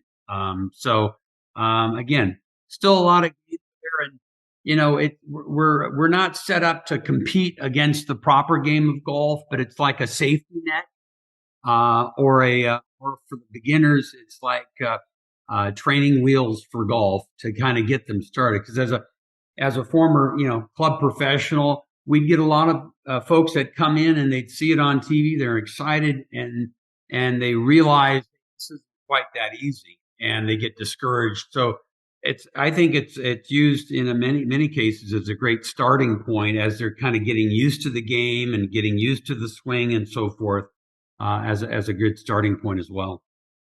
I watched a YouTube video where Rick Shields tested the club out, and the distances that he was dialing up were pretty spot on to what was on that dial. And I know you said this is for the person who can't swing anymore, whether it's through injury, arthritis, whatever it is. But I got to tell you, it looked like he was having a lot of fun with the club. It looked like a lot of fun to use. It's not a cheap club that you can go out there and just buy. But I tell you what, if you and your buddies all had one and went out there and tried to play a game of skill using that club, it seems like it would be a really fun thing to do. When we go out, normally the front nine, I'll play the power golf, or excuse me, the conventional standard golf, and I'll come in. On the back nine, I'll come in playing power golf, and there's a lot of game to it. It's a lot of fun, and I know a lot of the golf entertainment venues are starting to bring it into their facilities for, again, those who really don't golf, but they're there to have some fun and they want to be able to participate as well. So even if you're a great golfer, it's a fun experience. But it's amazing. It really put focus on, as I always stressed when I was on the lesson tee, how important it is to find the fairway. And it is really amazing when you hit 14 out of 14 fairways. When I play the whole 18 with the Power Club, how easy the game really is if you're in the fairway every time. Indeed. And like I say, the club will run you about what a new set of golf clubs would cost. But for the person who can't swing any longer, buying this instead of a new set of clubs and adding it to your bag along with a couple of wedges and a putter seems like a pretty reasonable thing to do. Oh, yeah. Yeah, exactly. A full set of clubs, even a basic set's going to cost you a couple of grand. So this is $1,000. But this, a wedge and a putter, there's your full set. We have a lot of folks buying them for their dads who made aged out of the game, or their mothers, or friends. And we have a lot of husbands buying it for their spouse because maybe golf was never their thing and now they can join in on the fun as well. So there's a lot of different applications for golf courses.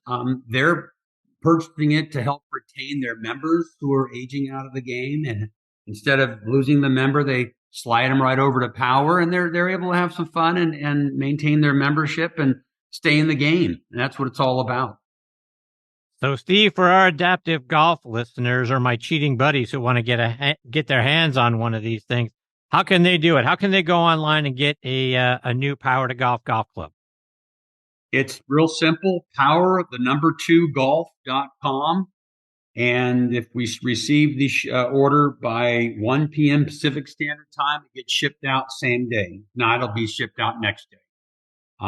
So we've had to increase our inventory to keep up with the demand, because a lot of people are deciding if it's between this or not golfing anymore, I'm going Power, and that's, it's good to be part of it. It's like we get a lot of the feedback of people, spouses usually saying like, I'm so happy my husband's able to golf again. You don't know what it's meant, and so on and so forth. So that's what really kept us going during the lean years and just rolling this out, because let's face it, it's a very unorthodox technology into going into a very traditional space.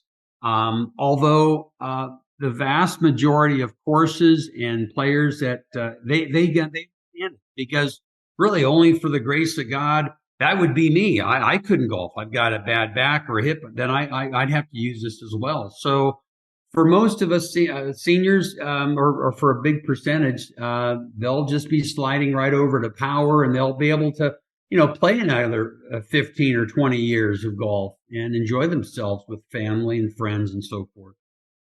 Well, that's fantastic stuff, Steve. It's a wonderful club. I really enjoyed watching Rick Shields and the fun he was having using it and testing it. It's been great having you as part of the show tonight and hearing about the Power to Golf Club. I hope you'll come back, keep us up to date with the great things you guys are doing. It's fantastic stuff. Well, we will, and thanks for having us on the show. Appreciate it. And like I said, if anyone needs any additional information, it's power2golf.com. And thanks for having me part of your guest tonight. I appreciate it very much, Steve. All the best in your family. I look forward to catching up with you again soon. Okay, great. Bye now. See you, Steve. That is Steve Fluke, co-founder and chief marketing officer for Power to Golf. Folks, I highly encourage you to go watch the video that Rick Shields did with the Power to Golf Club. It was fun watching him using it. I'm sure it's 10 times more fun to actually get to go play with it. If you have an injury, arthritis, or whatever that is keeping you from being able to swing a golf club, this is the answer for you. Go get yourself one of these and get back out there. You'll probably beat all your buddies once you figure out how to position the golf club to hit the shots that you want. They'll all probably want to go get one for themselves as well. And like I say, it would be a hoot for a foursome to go out there and play with one of these. Be a lot of fun to see how that all worked out in the strategy and the shots you'd hit. I think it would be a really fun thing to do sometime. But I love this idea. It's something we've all dreamt about before. and Steve and Roy went out there and they created it. It's loads of fun. Again, power2golf.com. Go online. I look forward to having Steve back on the show again soon. All right. Now joining me a little bit later than he usually does is our resident director of instruction, Tom Patri. Folks, if you're tired of playing the same old golf games, if you really want to play better, shoot lower scores, and keep your wallet in your pocket on the 19th hole, go see Tom down in Naples, Florida. Be sure to subscribe to his YouTube channel. On there, you're going to get over 300 free video lessons. Give him a follow on Instagram at Tom Patri Golf. Check out his website, tompatri.com. And it's always a joy to get to say that he is back with me again tonight here on Next on the Tee. Good evening, TP. How are you, my friend? Christy, boy. Hey, Tom Patri, how are you, my friend? I'm tired, Christy. I'm tired. I walked 36 holes in a college tournament today, following one of my kids around. I'm old, man. I'm old. It's late. I'm old. You kept me up late today. Come on, let's go. Let's get going here. Come on.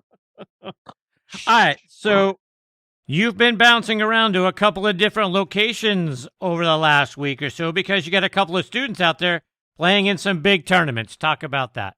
I started the week out, Chris, in Venice, Florida, with one of my young ladies who plays on the Epsom Tour. She made it through the first stage of LPGA Q School in Palm Springs and is playing starting Tuesday at the second stage in Venice, Florida.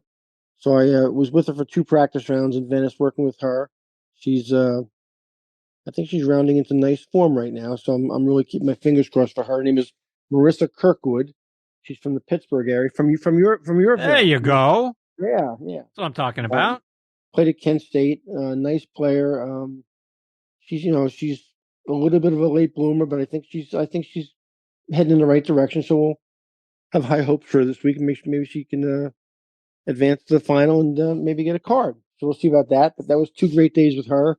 I finished up with her, went home, packed a bag up at 3:00 in the morning the other morning, and got to Fort Myers for a 7:00 flight and flew to Indianapolis, got in a car, drove 3 hours to Findlay, Ohio for a Division II college from 18 teams here. I might be overstated. I think there's 18 teams here. Anyway, one of my guys who's a freshman at Indy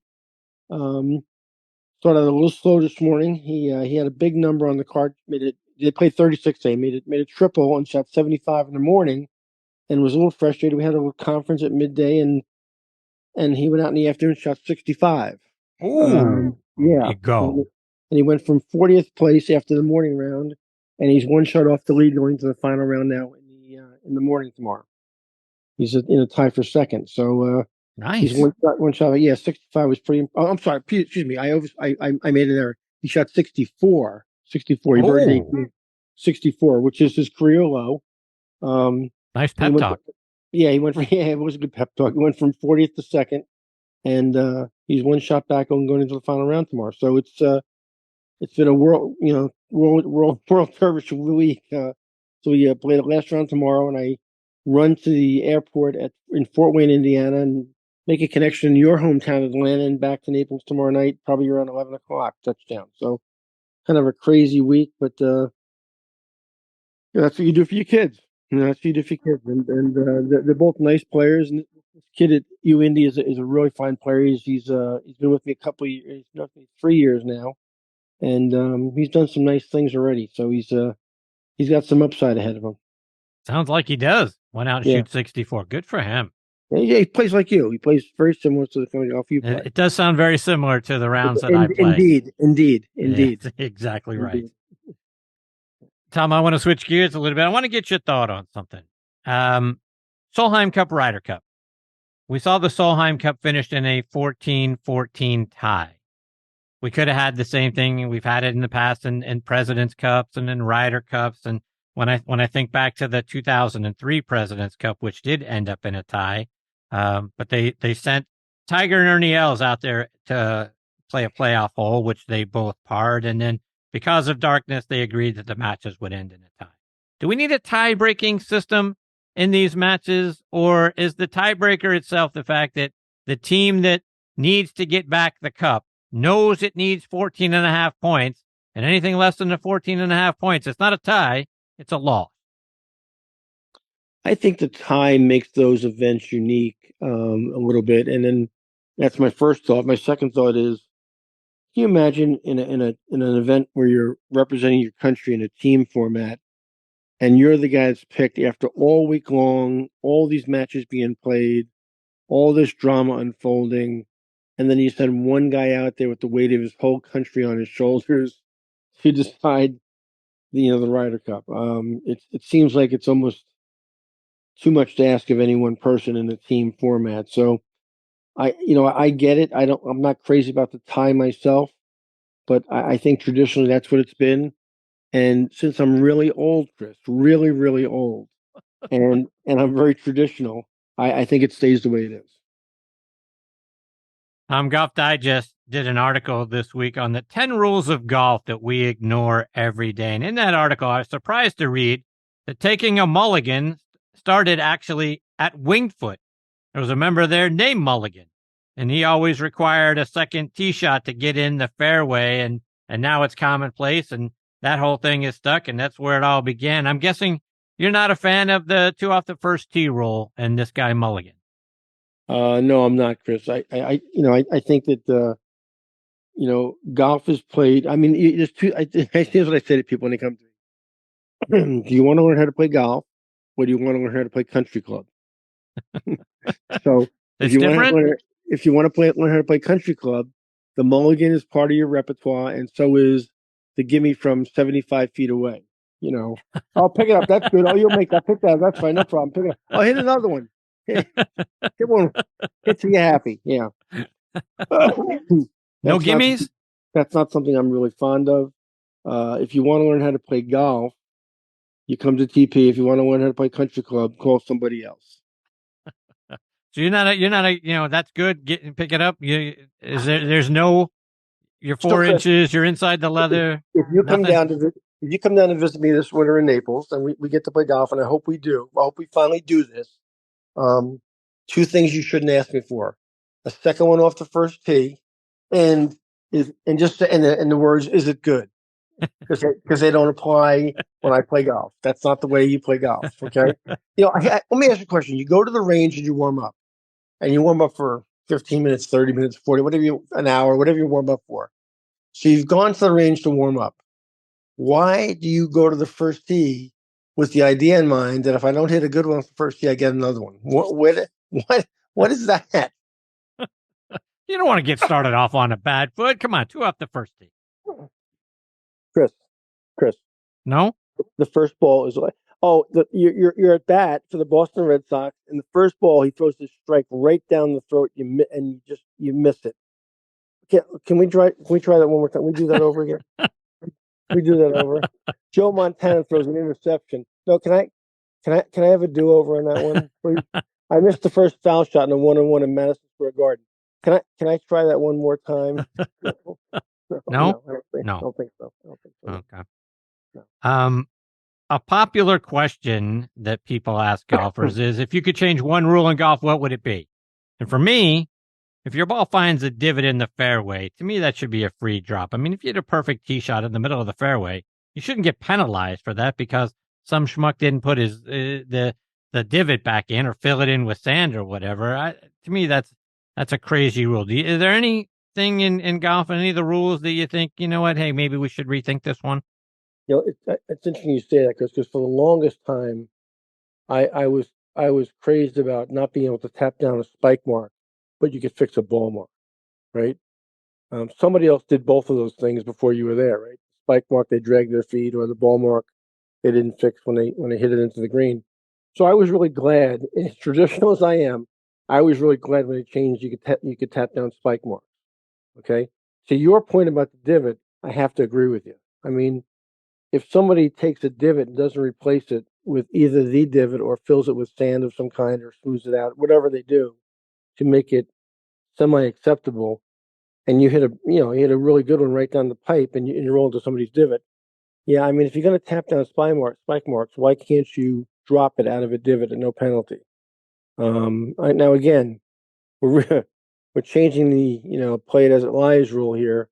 we're changing one of the real traditions in golf, played as it lies. But I get it. I mean, things are changing, and if you can tap down spike marks, then why can't you take it out of a divot? So I don't necessarily agree with. I don't disagree with you. I disagree with the fact that all these things have been changed. So you either leave it the way it is, and has always been in all cases, including tapping down spike marks, or if you're going to tap down spike marks, the divot's got to be considered too. What about when we're playing a new course? Maybe you've got a blind drive, it goes over a ridge or something like that. You get out to the fairway, can't find your ball. Didn't know there was OB on the left or the right. Maybe it hit something, rolled out of play. Rule says you got to go back to the tee and re-hit. But we've already got enough pace of play issues on our weekly golf courses. What do you think we should do from there? Do you follow the rule and go all the way back, take the walk of shame? Chris, you're pressing your luck now. You're pressing your luck. Yeah, okay. I gave you the divot. Okay, I gave you the spike mark, and now you want the ball over the hill. Somebody. You're going to take the walk of shame all the way. You're going to slow down the whole golf course. What about stroking distance? So what about? Let's go back to my original. Are we going to play golf today, or are we going to play country? Are we going to play country club? You're really pressing the country club envelope here a lot. Okay. So that's what I do. Yeah, I know it is. Because you and your boys in Myrtle Beach having a couple of cocktails. Right. We're not reteeing that thing. No, you're not. So you're not playing golf. You're playing boys trip at Myrtle Beach. Okay. So that comes loosely different category. Under the country club category. Right. Exactly. Exactly. All right. So this time of year, and you spent a lot of your golf career, early part of your golf career up in the Northeast. This time of year, a lot of leaves come down. No, here we go again. Leaf roll? Yeah, leaf roll. Country club. Yeah, here we go. Country club again. No leaf roll? Come on. Boy. What else? What do you want? You want some ice cream on a banana split on the third pizza? What do you want? You want lemonade stand on 7? What do you clown's mouth on 9? What else do you want? I mean, come on, stop, will you? Is this what you brought me on for tonight to talk about this stuff? Come on. These are rules of golf, but every once in a while you got to look at them and say, well, they're not rules of golf. They're rules of country club. The leaf roll, take it out of the divot, hit it over the hill. Stop. These are not rules of golf. Don't confuse these with rules of golf. These are rules of Chris. I'm asking. We should have a book, The Rules of Chris. That's what we should have. And in your world, it'd be really easy to go out and shoot 59 at some point. I mean, it's 15 feet. It's good. Pick it up. Hit another one off every tee. Listen, if I get this 2 shots off every tee, I'm going to win the Open next year. Come on. Is that right? Oh, absolutely. Put the money on you. Absolutely, 100%. 100%. All right, so let's switch gears. I want to get your thoughts on Tom Kim. He repeats at the Shriners Children's Open, one of the youngest players to win that tournament 2 times. And he is certainly a guy that we talked about this time last year because the arrow was pointing way up on Tom Kim. Again, very young player, but he goes out and gets this win 2 times in a row. Are we going to see a lot more from Tom Kim in 24? And correct me if I'm wrong, correct me on this, because I don't really remember if it was the conversation you and I had on or off the air. But I was talking to somebody, I think it was you, last year about Tom Kim and saying, this guy is the real deal. And yes, I really, that was us. Okay, I really think that he is the real deal. I mean, I think this kid is really talented. He is, we know how young he is, and he's played some unbelievable golf already, and I wouldn't be surprised one bit if we turned around within the next 2 years and said Tom Kim is a major champion. It wouldn't surprise me at all. It wouldn't shock me at all. And if he doesn't win a major in the next few years, he's going to win 3 to 5 more golf tournaments in the next 2 years. This kid can really play. He doesn't really have a weakness. He drives it beautifully.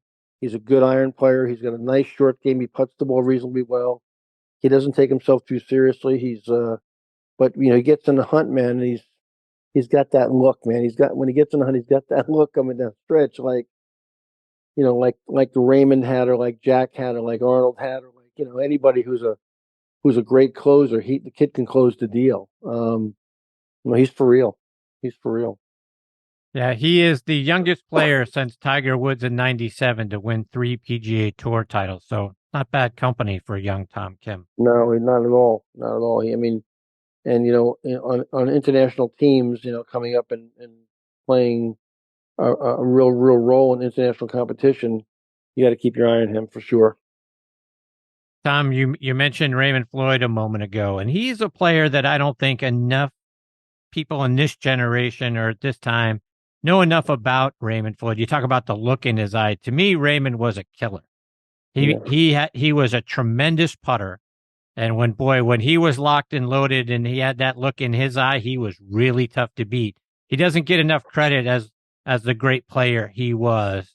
Tell people about how great Raymond Floyd used to be. I think the two people that come to mind that I would categorize the same way you just described, Chris, that are actually both Hall of Famers, but this generation, like you said, doesn't really know enough about them or realize how great they were. And they were very different players, but Raymond Floyd and Billy Casper. Those two players, to me, have been kind of swept under the rug, if you will, in golf history as far as being really respected at the level they really should be respected. But you talk to any players that played in their generation and played against them, and they'll tell you those two are incredibly talented, great players and great closers. And you look at their collective records, and it's amazing how many golf tournaments they won, and majors, by the way. But Raymond was a guy who Billy was a little quieter, a little more laid back, was a little bit more I call him user friendly, if you will.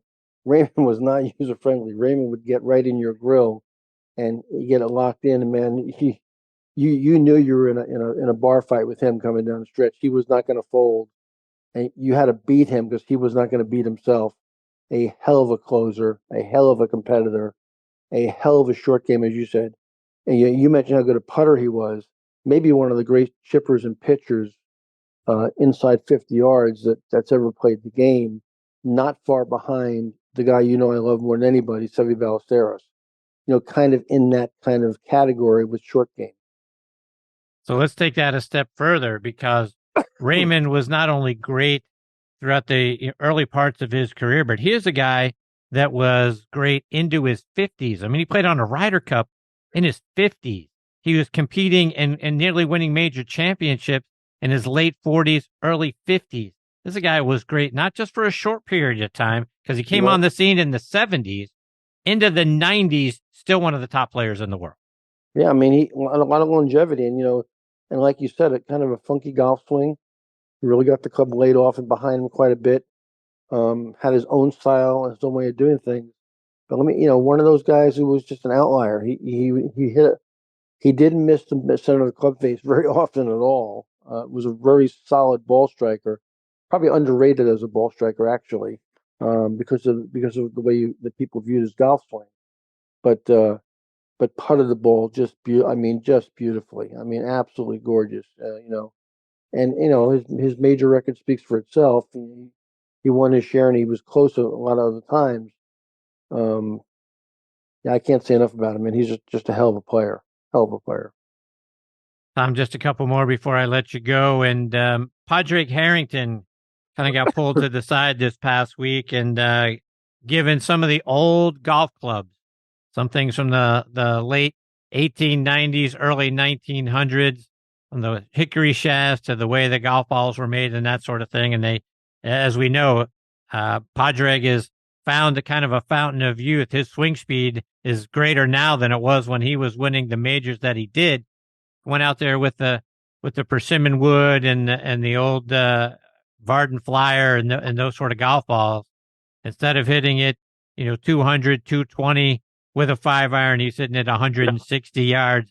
I mean, really kind of lets everybody know how the game has evolved and how much the equipment has made a difference. And obviously fitness and that sort of thing plays into it as well. But at this time of year, we've talked about this used to be silly season and all that sort of thing. What I'd love to see, Tom, is those guys out there with the old clubs. You don't need to go back to the 1890 stuff. I mean, to use the stuff that you used to use when you first were in college and coming out on tour, a persimmon wood, the Balata golf ball. I'd love to see those guys all competing with that, so you could really kind of compare eras for what it was like back then versus now. It'd be fun. I mean, if you can have a silly season event, and they're popular, they're fun things to have a silly season event, like you said, with equipment from, say, from 1975 to 1985. We've talked about this off air before, you and I. I still have the driver that I won the 81 NCAA with, Division II. It's a Tony Penna persimmon with a, ready, Chris, a Gamma Fire insert. Ooh. And the Bellata golf ball. I mean, I've got some old Bellatas around the house, and once a year I take that driver out, and I fire that baby up and hit a couple of Bellatas on the golf course. It's like hitting a marshmallow. It's like hitting a beach ball. I mean, and Chris, the thing amazing, we all thought it was, the most unbelievable equipment in the whole world, because it was at the time. It was all we knew. But now that we know something else, we have something to compare it to. It's amazing to me that we hit the shots we hit with those clubs and those balls, and that we played the game at the level we played it at with those balls. Does that make those players in that generation really far better than we ever gave them credit for? I don't think you can really compare generations. Can you compare Joe Louis with Muhammad Ali? I don't think you can do that. Can you compare Bob Cousy with Magic Johnson? I don't think you can do that. It was just a different time. But that drive, I look at that drive. I set that driver down on the ground at Tony Penna. It looks like a pea shooter. It looks like I'd whiff it if the head is so tiny. Yes. Compared to what we play with now, it's just optically, it's hard to swallow it now that we're so far down the road. But you're right, Chris. It would be a great event to, put, whatever companies these guys represent, whether it's Titleist or it's Ping or it's Cobra or it's Callaway, go back to, 1975, 6 or 7, and take those clubs off the shelf and hand those guys a set of clubs from the company they represent currently that was built in that era, and put those golf balls in their hands and say, okay, boys, we're going to play a 72-hole event. Let's see how good you guys are. And by the way, and have to be a putter from that era too. Can't be a new Scotty or something like that. It has to be a putter from bullseye. that era. Whatever you want to pick. You got to pick a putter from that era to putt with as well. I mean, that would be a lot of fun. I think it'd be a great showcase. It really would.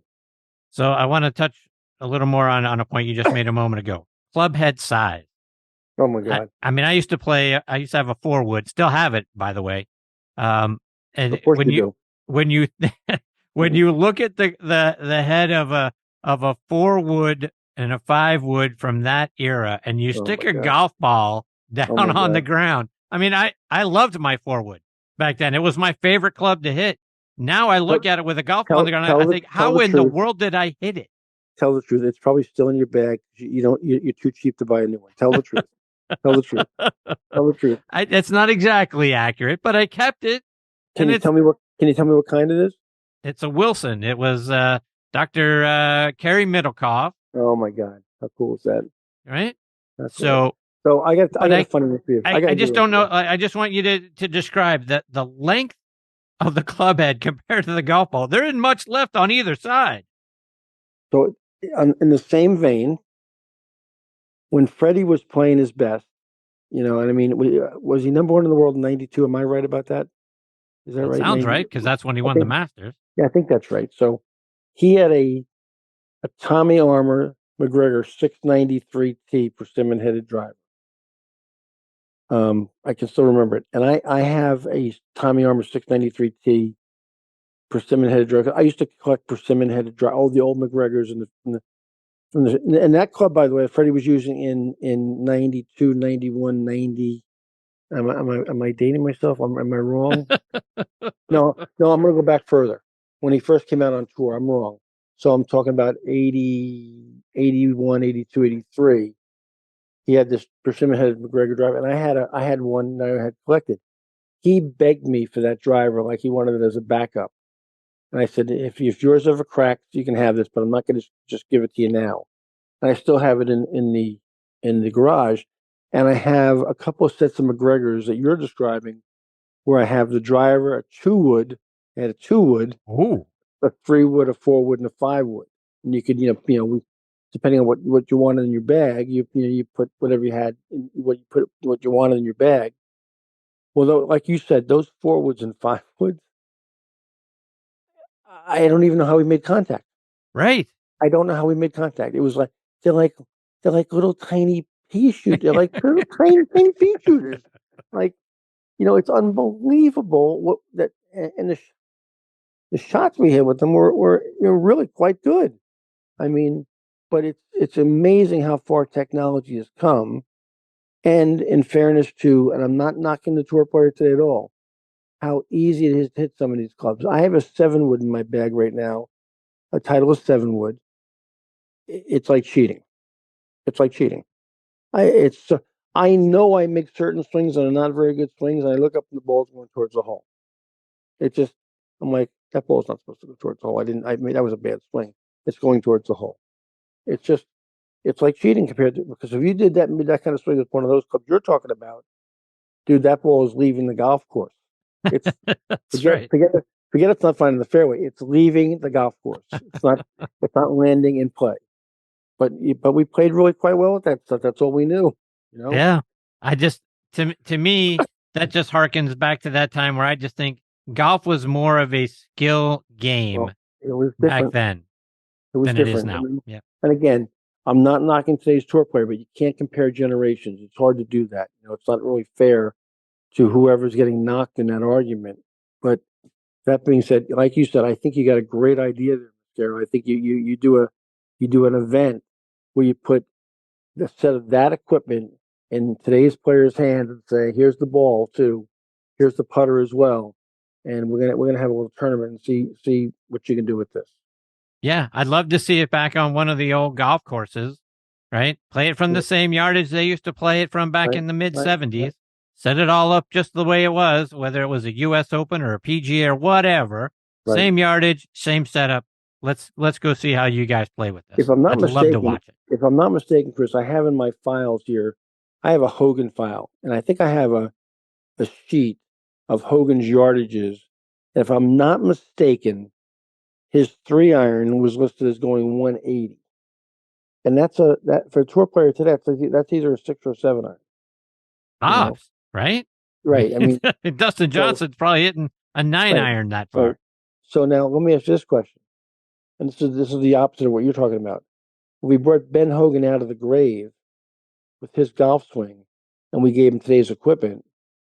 Would he be one of the best players in the world? Would he?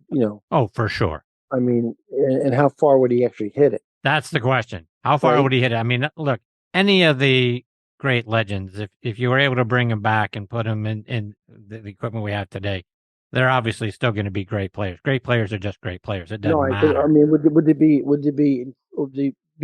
the best of the creme de la creme? Would they be the best of the best? I got to believe it'd be unstoppable. I mean, if they were that skillful with that equipment and you put this stuff in their hands, and again, I'm talking about in their prime. Yeah. In their prime. How amazing would they have been? Right. Yeah. I mean, that's the question, right? I mean, look, you spend a lot of time with Seve. You give Seve one of these drivers and this golf ball and these wedges. Right. I mean, it would be ridiculous how good he would be and how dominant he would be. I'm thinking about guys who were great ball strikers in that day, like Tommy Bolts and Mike Suchaks and guys like that who were, really long in the day. Jack Nicklaus in his early youth. How much different would that have been? I mean, it's got to be Tom Weiskopf. I mean, with today's equipment in his prime. I mean, it'd be unbelievable. Yeah, I like I say, I'm an advocate for that kind of golf tournament. I think that would be a lot of fun to watch, and I think people would get a kick out of watching it. I think we should to see how they would perform. I think we should get a sponsor and call it the Mascaro Cadillac Open. I think that you should be the spokesperson for that. I couldn't agree with you more. I think that's exactly what should happen. You ready? And you ready? The final word on that one? Indeed. What?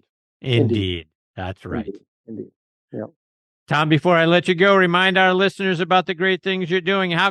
You're on the run, but how can they catch up with you? Well, Chris, I'm going to save this for our next show, I guess in 2 weeks from now. when you already know, we can't share it unfortunately yet.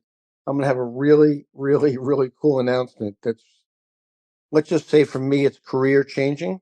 I think it, I'm not trying to be dramatic, but I think it really, at 65 years old, it's career changing. An opportunity has been presented to me, that I've accepted. I can't announce it yet because the entity that I'm talking to wants to announce it first.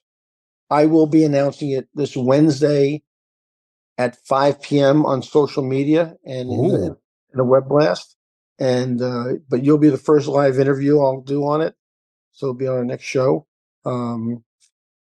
It's going to be really cool, and I'm excited about it. I can tell you this much: I'm going to have a new home, but I have to leave it at that. Wow! But I'm excited. Probably as excited as I've been since my Westchester days. It's a similar opportunity. When I went to Westchester in 1990, it was a building opportunity. It was a situation that was somewhat broken, and I was kind of given a blank canvas and said, "Go paint it." And I'm kind of being given a similar situation right now at a great place. So I want to share it with all your listeners first live. And the only way people hear about it before that will be in an email blast from me, who are on my mailing list and some social media spots. But I'll save that for your show. Well, I certainly look forward to hearing that announcement. I'm sure we'll all be tuned in to Tom Patri Golf on Instagram to get that, or on your mailing list. But I appreciate the fact that you're going to share it with our listeners 2 weeks from tonight. You're the best, my friend. It'd be cool. Chris, it's 10-7 Cowboys. Your team's leading. Oh, stop. Your Stock team. down. Stock down. No. Stop. And you're at the Texas Rangers. Aren't the Texas Rangers on tonight? They were on earlier tonight, and they beat the Astros to go up 2-0. Oh, your team. My American League team. Go Phillies. Oh, now that's what you're going to do? You're trying to frame me and put me in a bad spot. That's not what I said at all, but, you're trying to twist it. Clark Dennis, hope you're listening out there. Hope you're listening. I'm going to start calling you Harry Hypocrite. That's what you're going to do. Oh, stop. Stock down. No. Tom, always great to spend time with you, my friend. I look forward to catching up with you and hearing the big announcement 2 weeks from tonight. You're the best. No, you're the best, pal. I love you. Hey, and congratulations on all your awards, man. It's unbelievable what you've been doing. Unbelievable. I appreciate you saying that. It's all thanks to great guests like you, though. I'll talk to you soon, pal. All right. Take care, Tom. Bye, buddy. That is the great Tom Patri, folks. Again, at Tom Patri Golf on Instagram. TomPatri.com is the website. And be sure to subscribe to his YouTube channel. Get all those free playing lessons and tips. They don't come better than that guy. I love him so much. He's such a wonderful individual. Lucky to have him as a big part of this show. And like I say, the show is what it is because of great guests like him and Debbie O'Connell and all the great folks that have been a huge part of this show over the 10 seasons. So we'll look forward to that big announcement from Tom when he comes back on the show 2 weeks from tonight. Folks, before I close up shop tonight, you've heard me talk about some great products that I saw at the PGA Merchandise Show. And another one that stood out to me is On Point Golf. Game-changing, three-dimensional ball markers that science shows will help us see the line better when we're putting and therefore make more putts and lower our scores. See for yourself why Jim Furyk and I are big fans by going online to onpointgolf.us. All right, my friends, it is time for me to put a bow on this edition of Next on the Tee. My sincere thanks again to Tom Patri, Debbie O'Connell, Simon Millington, Clark Dennis, and Steve Fluke for joining me this week. Scheduled to join me next week are our good friend and my all-time favorite author, Keith Hirschland, will be back. Rumor has it my character, C.T. Mascaro, is going to reprise his role in Keith's new book. We started out with Murphy in the Case of Serious Crisis. Well, now comes the sequel, Murphy in the Case of the Commission on Cliches. You can get your copy out on KeithHirschland.com and on Amazon as well. So looking forward to getting that new book and reading it. Keith is just fantastic. And getting to spend time with him again next week is always a privilege and an honor. Following Keith is another great friend of the show, PGA Tour legend Hal Sutton will be back. And then the host of Grilling at the Green, Jeff Tracy, our good friend, he'll be a part of the show as well. And then making his next On the Tee debut will be Dr. Robert Winters to help us with the mental side of the game. So, folks, it's going to be a great show. I hope you'll come back and be a part of it with us. As a reminder, you can find this show available as a podcast just about anywhere you get your podcast content. In particular, we're out there on TribLive.com in my hometown of Pittsburgh and the Pittsburgh Tribune Review site. Just go to TribLive.com, then click on Sports and then Podcasts, and you'll find Next on the Tee available free for you there. You can also find the show on Good Pods, Apple Podcasts, Spotify, Amazon Music, Audio Boom, and Player.fm. And again, my thanks to the folks over at Good Pods for making this show one of their recommended podcasts. Download their free app and stream your favorite podcast on your favorite device. But as always, most of all, my thanks to all of you for being the greatest supporters in the history of podcasts. I appreciate you all so very much. Until next week, hit 'em straight, my friends.